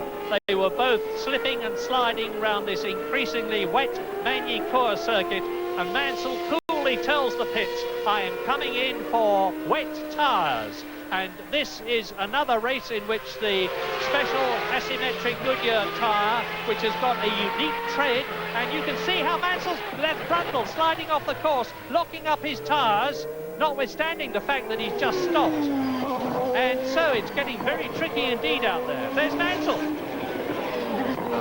bit more sure-footed now with wet tyres. He can slide the car about a bit and know what it's going to do. The car slides a lot more predictably, and that looks like somebody going slowly there. Is that Gasho? And Patrese in the pits. Patrese now following suit, and hopefully this will be a testimony for the organisers to consider that it is possible for wet races not to be stopped as the rain comes down, or rather races that are declared dry, and that we can carry on racing with decent modern pit roads. And I really hope that as a result of this they may change the rule, because it certainly makes a much more exciting race. It gives the drivers a chance to really do their job properly, and that they have to make a conscious decision, and they're tested in the conditions.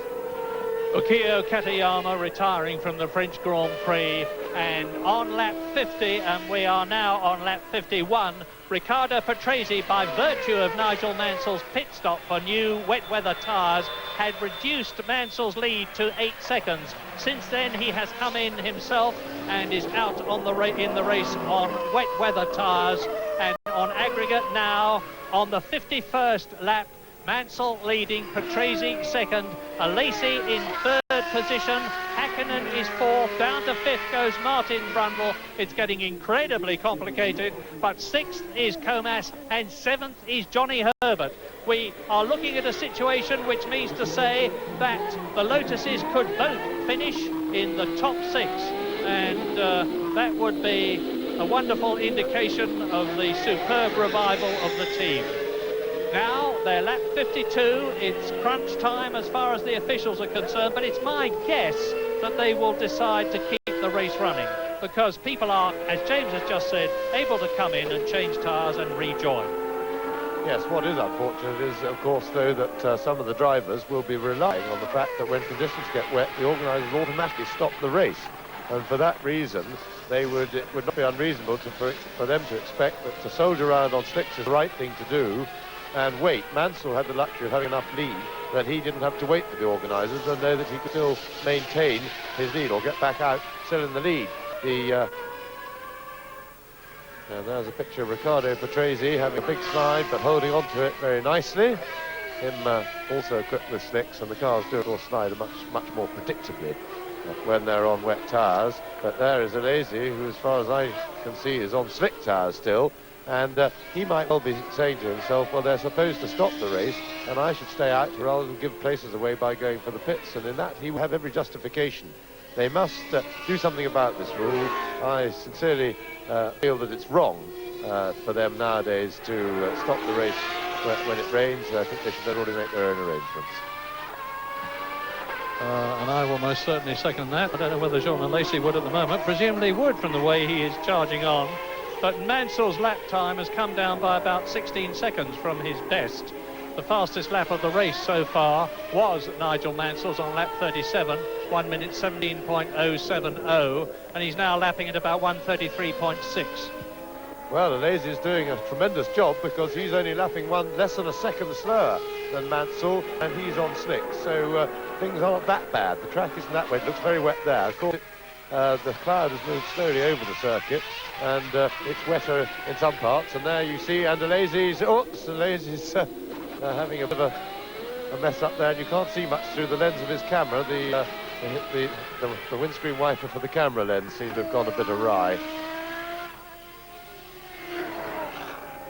Yes, and he would have been doing about 100 miles, and here it is, he's doing about 170 miles an hour when that started, and he gets fully sideways. Look at the left lock he's got on. Back goes the back, and fortunately he hits a bit of tarmac there, which would have slowed him and given him some grip.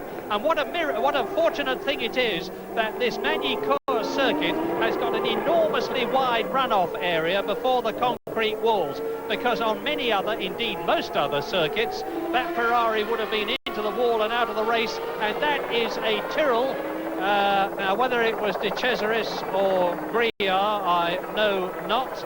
But we are now on lap 53 with Nigel Mansell leading Riccardo Patrese by 32 seconds, both of them having changed to wet weather tyres, and Mansell is now on his 54th lap.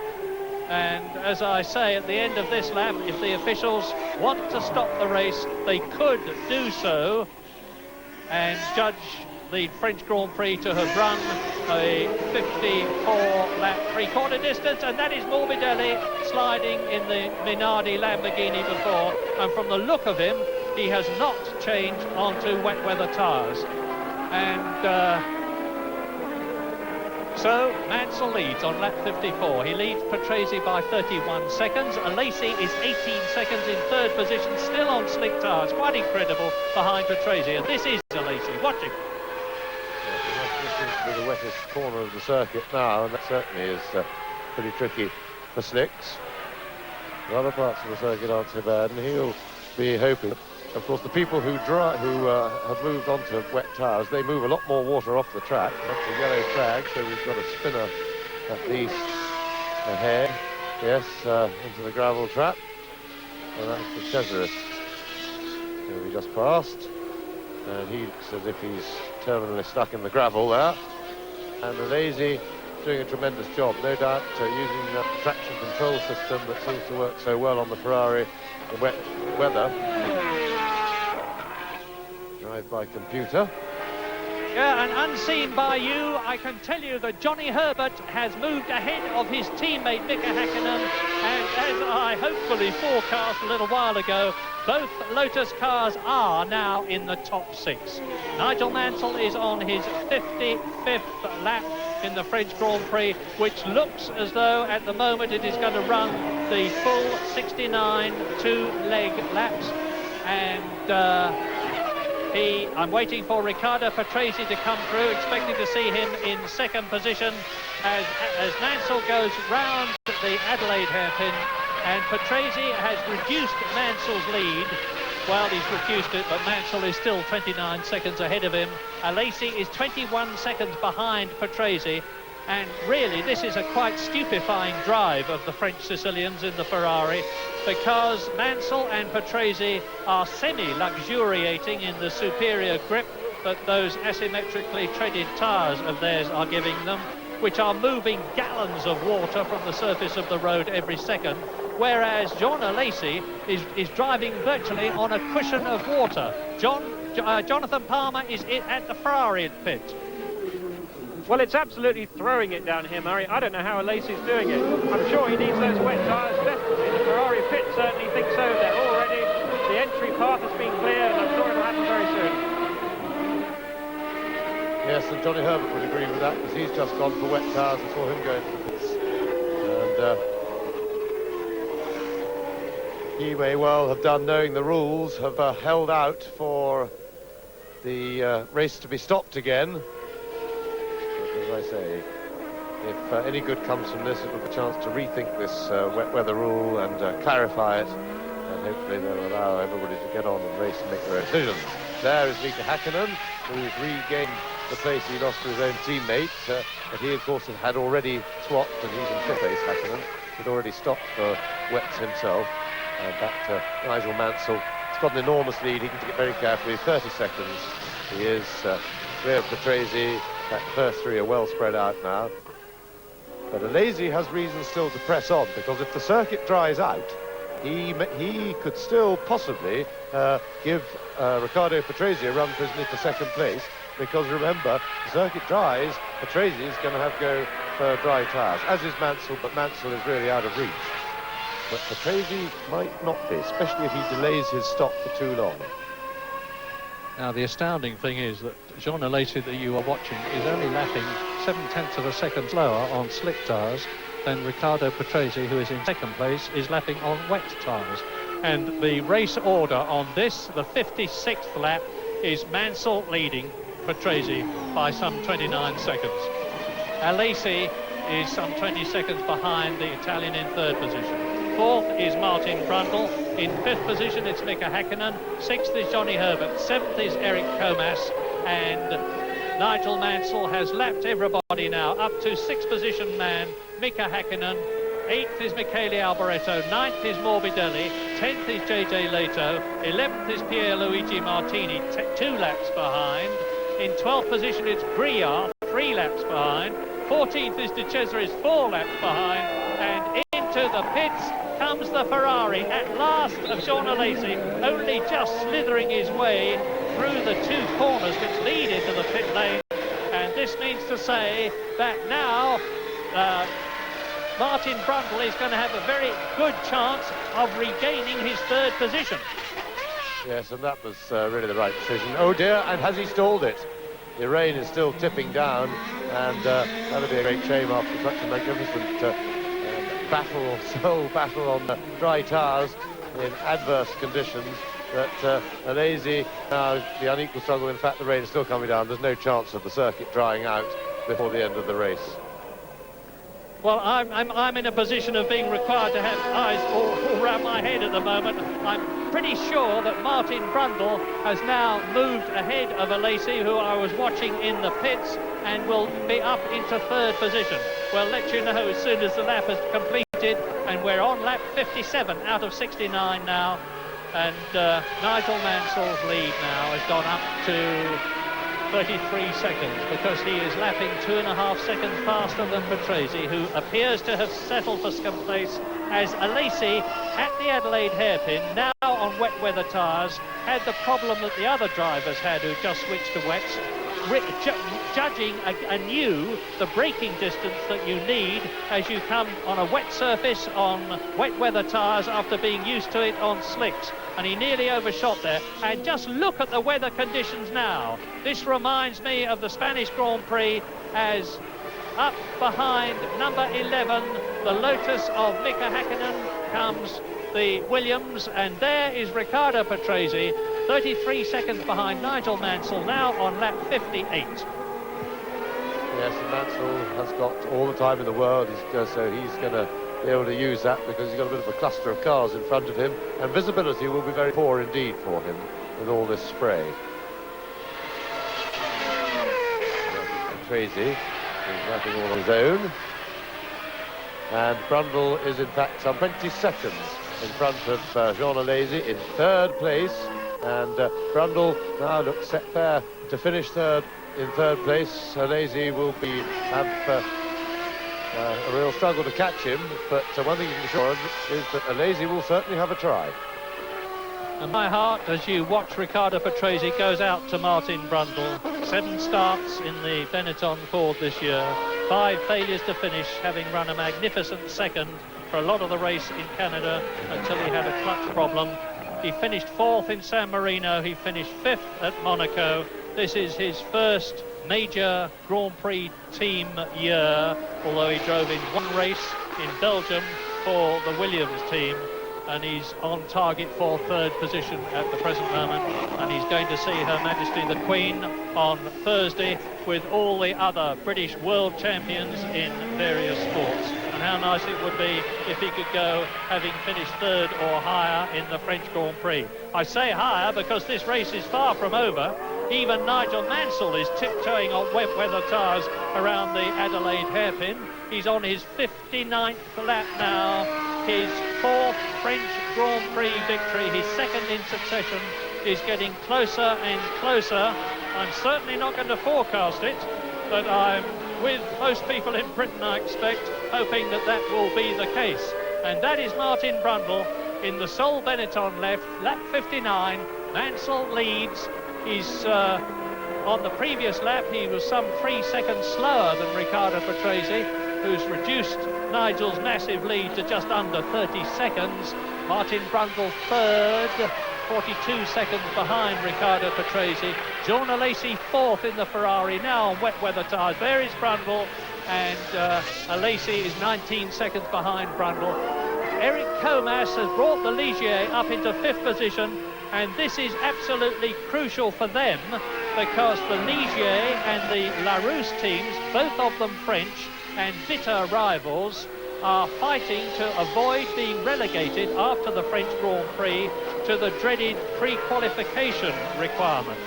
And in the present moment, it is the Larousse team that has got to pre-qualify at the British Grand Prix next weekend onwards, and the Ligier team that has avoided it. And if Comas can stay in that 5th position and repeat the success that he had in the Canadian Grand Prix, but 1 place higher, that will rivet things for Ligier, and they will be an extremely relieved team. So we are on lap 60 now, and that's the position after 58 laps. And as you can see, Nigel Mansell on aggregate nearly half a minute ahead of Patrese, who is some 42 seconds ahead of Brundle, who is some 20 seconds ahead of Jean Alesi. And a dreadful day for the McLaren team. Now this is a replay. I do not know why, but it'll soon become clear. It's Martin Brundle slithering his way through. Just, I say, an appalling day for the McLaren team. Neither car finishes. Ayrton Senna hit by Michael Schumacher on the first lap of the race and taken out of it. And then Gerhard Berger retired with a problem. And so that means no points for Senna, no points for Berger, who were 4th equal in the World Championship, no points for McLaren, and the more than distinct possibility, with 9 laps to go, the Benetton will move ahead of McLaren in the Constructors' Championship. Yes, and as we suspected, Patrese is giving it a real go in his pursuit of Martin Brundle. He was 13 seconds behind him when they last crossed the line, and lapping near sort of 4 or 5 seconds quicker. There's a bit of traffic for him to deal with, and that's Morbidelli. Morbidelli actually moved over and made some room, but slippery, especially in the front part of the banner for Alesi. Now Brundle's gone through, and we'll see Alesi goes through. Well, in fact, he lost time to Brundle on that lap, so Brundle's fending off well, and Martin Brundle has in fact responded to the threat from behind and speeded up a bit, and the gap is 14.5 seconds. Mansell has lapped everybody up to 4th place man Jean Alesi now, and the race order on lap 61 out of 69 as you watch 3rd position man Martin Brundle is Mansell leading Patrese by 31 seconds. Patrese is 45 seconds ahead of Brundle. There he is in 3rd position, and in 4th place, charging hard, is that's Andrea de Cesaris walking in, having I suspect lost the Tyrrell. He had an awful lot of problems in setting the car up to his liking. He started well down on the grid and was well down in the warm-up today on both occasions, so he wasn't happy with the way the car was handling, and in weather conditions like this his problems would have been compounded, of course. And so now we're on lap 62 with just the remaining laps to lap 69. Oh, look at the water streaming up from the tyres there. For Nigel Mansell and the rest, it's Martin Brundle. And Mansell leading Patrese and lapping 3 seconds faster than the Italian now by 33 seconds. With, in 3rd position, Martin Brundle, a comfortable cushion ahead of Jean Alesi 4th. Eric Comas is 5th. Mika Hakkinen is in 6th position. And Alesi has gone into the pits and out. Arm up there. This is the Ferrari of Jean Alesi into the pits. Not out. Now, why? This is far more than tyres. You can tell from the languid attitudes of everybody that it's not a tyre stop, it's something far more serious. Well, there were flames sticking around the back then, and that was a fairly a little oil fire, so I think the engine had gone. They came in with a dead engine, and all over for Alesi, and a gallant drive by Alesi, just as we'd expect, and that puts Eric Comas, who we look at right now, up to 4th place. And reward for perseverance for Comas. Mika Hakkinen therefore moves up to 5th place. And teammate coming over behind, and there's the Ferrari being pushed away. So once again, both the Lotus in the top 6 places. Lap 63, getting closer and closer for Nigel Mansell to his 4th French Grand Prix win, 1986, 1987, last year 1991, and last year was where Mansell started his winning role, and Brundle spins in my very sight. Brundle spins, there he is, approaching the Lycée, the right-hander, to complete the lap, but he spun it right the way round, and well done, Martin. He did that vital thing. There it is, here's a replay. You can see his rear light shining through the rain.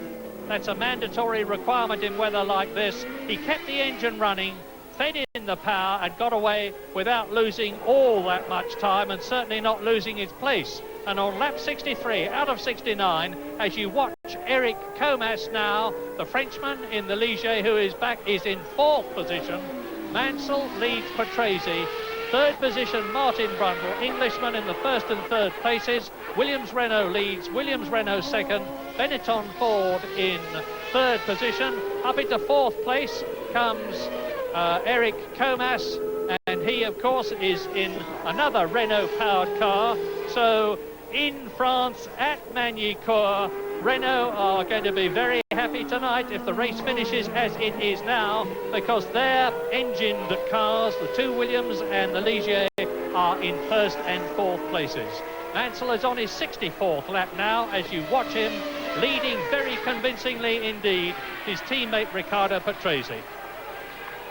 Mika Häkkinen is just over 6 seconds behind Eric Comas, and no doubt racing hard.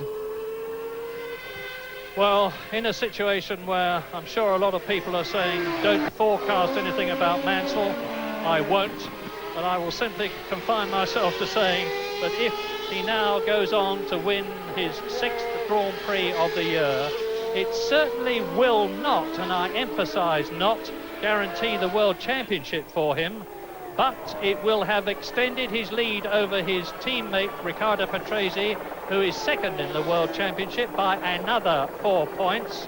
And Michael Schumacher, who's 3rd in the championship, scores no points today. Neither do Senna and Berger, who are 4th, equal. So it would make things much more encouraging for Mansell, and richly deserved too. It means, I would think, thousands and thousands and thousands of extra spectators at the British Grand Prix at Silverstone next weekend, but that is in a few laps' time. Mansell has now completed 64 laps out of 69. You may have spotted the oil flag there as it came down into the final chicane, and clearly it's very slippery. That's what caused Martin Brundle to spin, and I would have thought it was oil probably dropped by the Ferrari as he came into the pits. It was lazy with his engine blown up, and certainly it was a little trap for the unwary, because water, oil on water makes it even considerably more slippery even than just a wet track. But Mansell, plenty of time, he took heed of the oil flag, had a little slide, but no problem at all, and he seemed to have the situation well under control with this enormous lead. And on the 65th lap, here is the race order of the 12 cars and drivers that are left out of the 26 who started. Nigel Mansell leading Riccardo Patrese by 39 seconds. Coincidentally, Patrese is 39 seconds ahead of Martin Brundle, who is in 3rd position. Mansell has lapped everybody now up to Martin Brundle, who is in 3rd position, as you look at Sheridan Singh and others in the Williams team. Eric Comas is 4th for Ligier Renault, so 3 Renault-powered cars in the top 4. Mika Häkkinen and Johnny Herbert in their Lotus Fords are 5th and 6th. Michele Alboreto is 7th, a lap behind. 8th is Morbidelli in the Minardi Lamborghini. 9th, John Alesi, 2 laps behind, although now, of course, he's more than that. JJ Leto, 10th in the Dallara Ferrari. 11th is Pierluigi Martini, and 12th is Griard. And Mansell is now on lap 66. 3 British drivers in the top 6. So the box office will certainly be looking forward to a magnificent Silverstone for the British Grand Prix next Sunday. Mansell leads. Herbert is in 6th position, and of course Martin Brundle in the Benetton Ford is 3rd. And it's a long, long time since Britain has proudly had 3 drivers in the top 6 points scoring at the end of a Grand Prix. And Johnny Herbert is really flying in the wet conditions. He's come charging up towards Mika Häkkinen. Remember, he made the later tyre stop and lost quite a lot of time there. But Johnny Herbert is comfortably the fastest man on the circuit at the moment. Häkkinen has not really closed the gap to Eric Comas.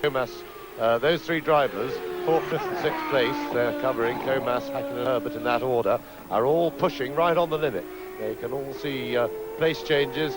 Comas giving it everything to try and keep his lead, which he's doing, but no matter what with Herbert, who's really closing in from behind.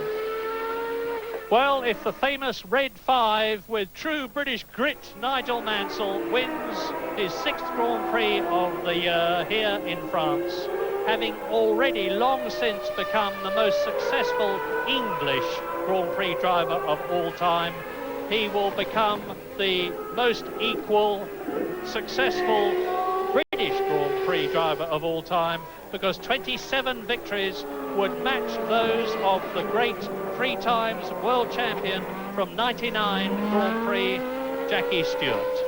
So Mansell now is on lap 67. At the end of this lap, he's got 2 laps to go. He is thoroughly, of course, in the groove. The conditions are neither improving nor deteriorating at the moment, so he will know exactly what they are as he rounds the Adelaide hairpin, the slowest corner on the course. The drenched French spectators who have braved and forced their way past the strikers to get here have certainly had value for money. They've seen 2 starts. They've seen Patrese lead the first race. They've seen Nigel Mansell catch and pass him.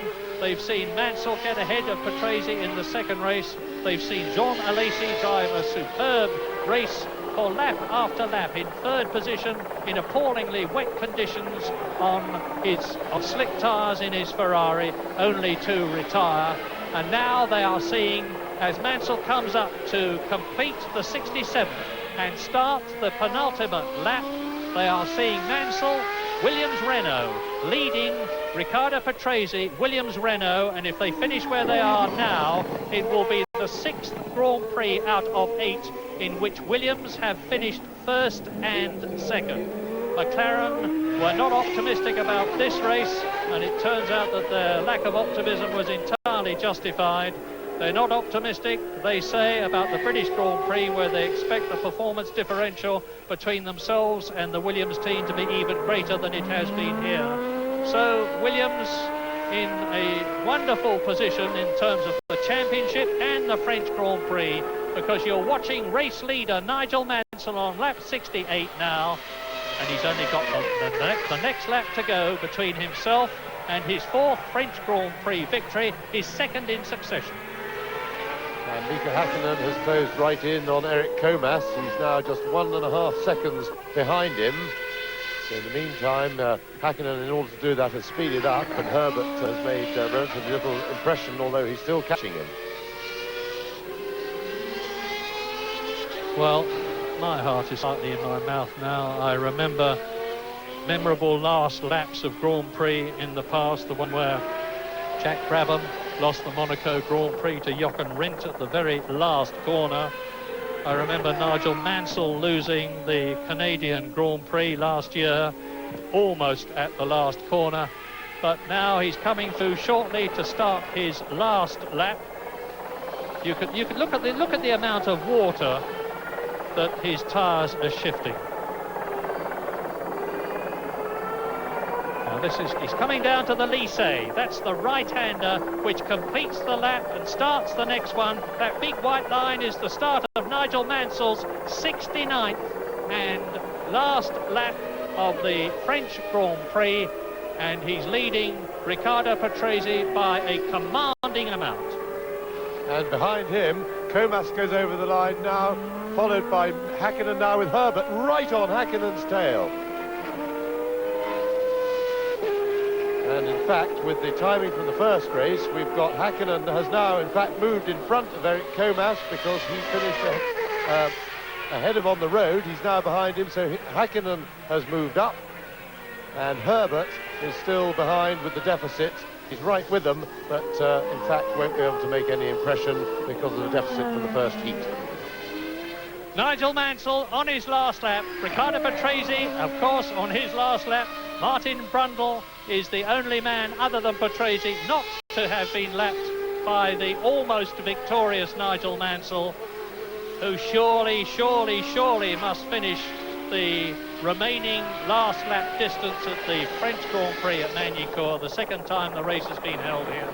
He's coming up to the Imola bends now, the right and the left. Then he goes up to the Chateau d'Eau, after which he could really coast home. Almost, not quite. He's dropping down into the descent now.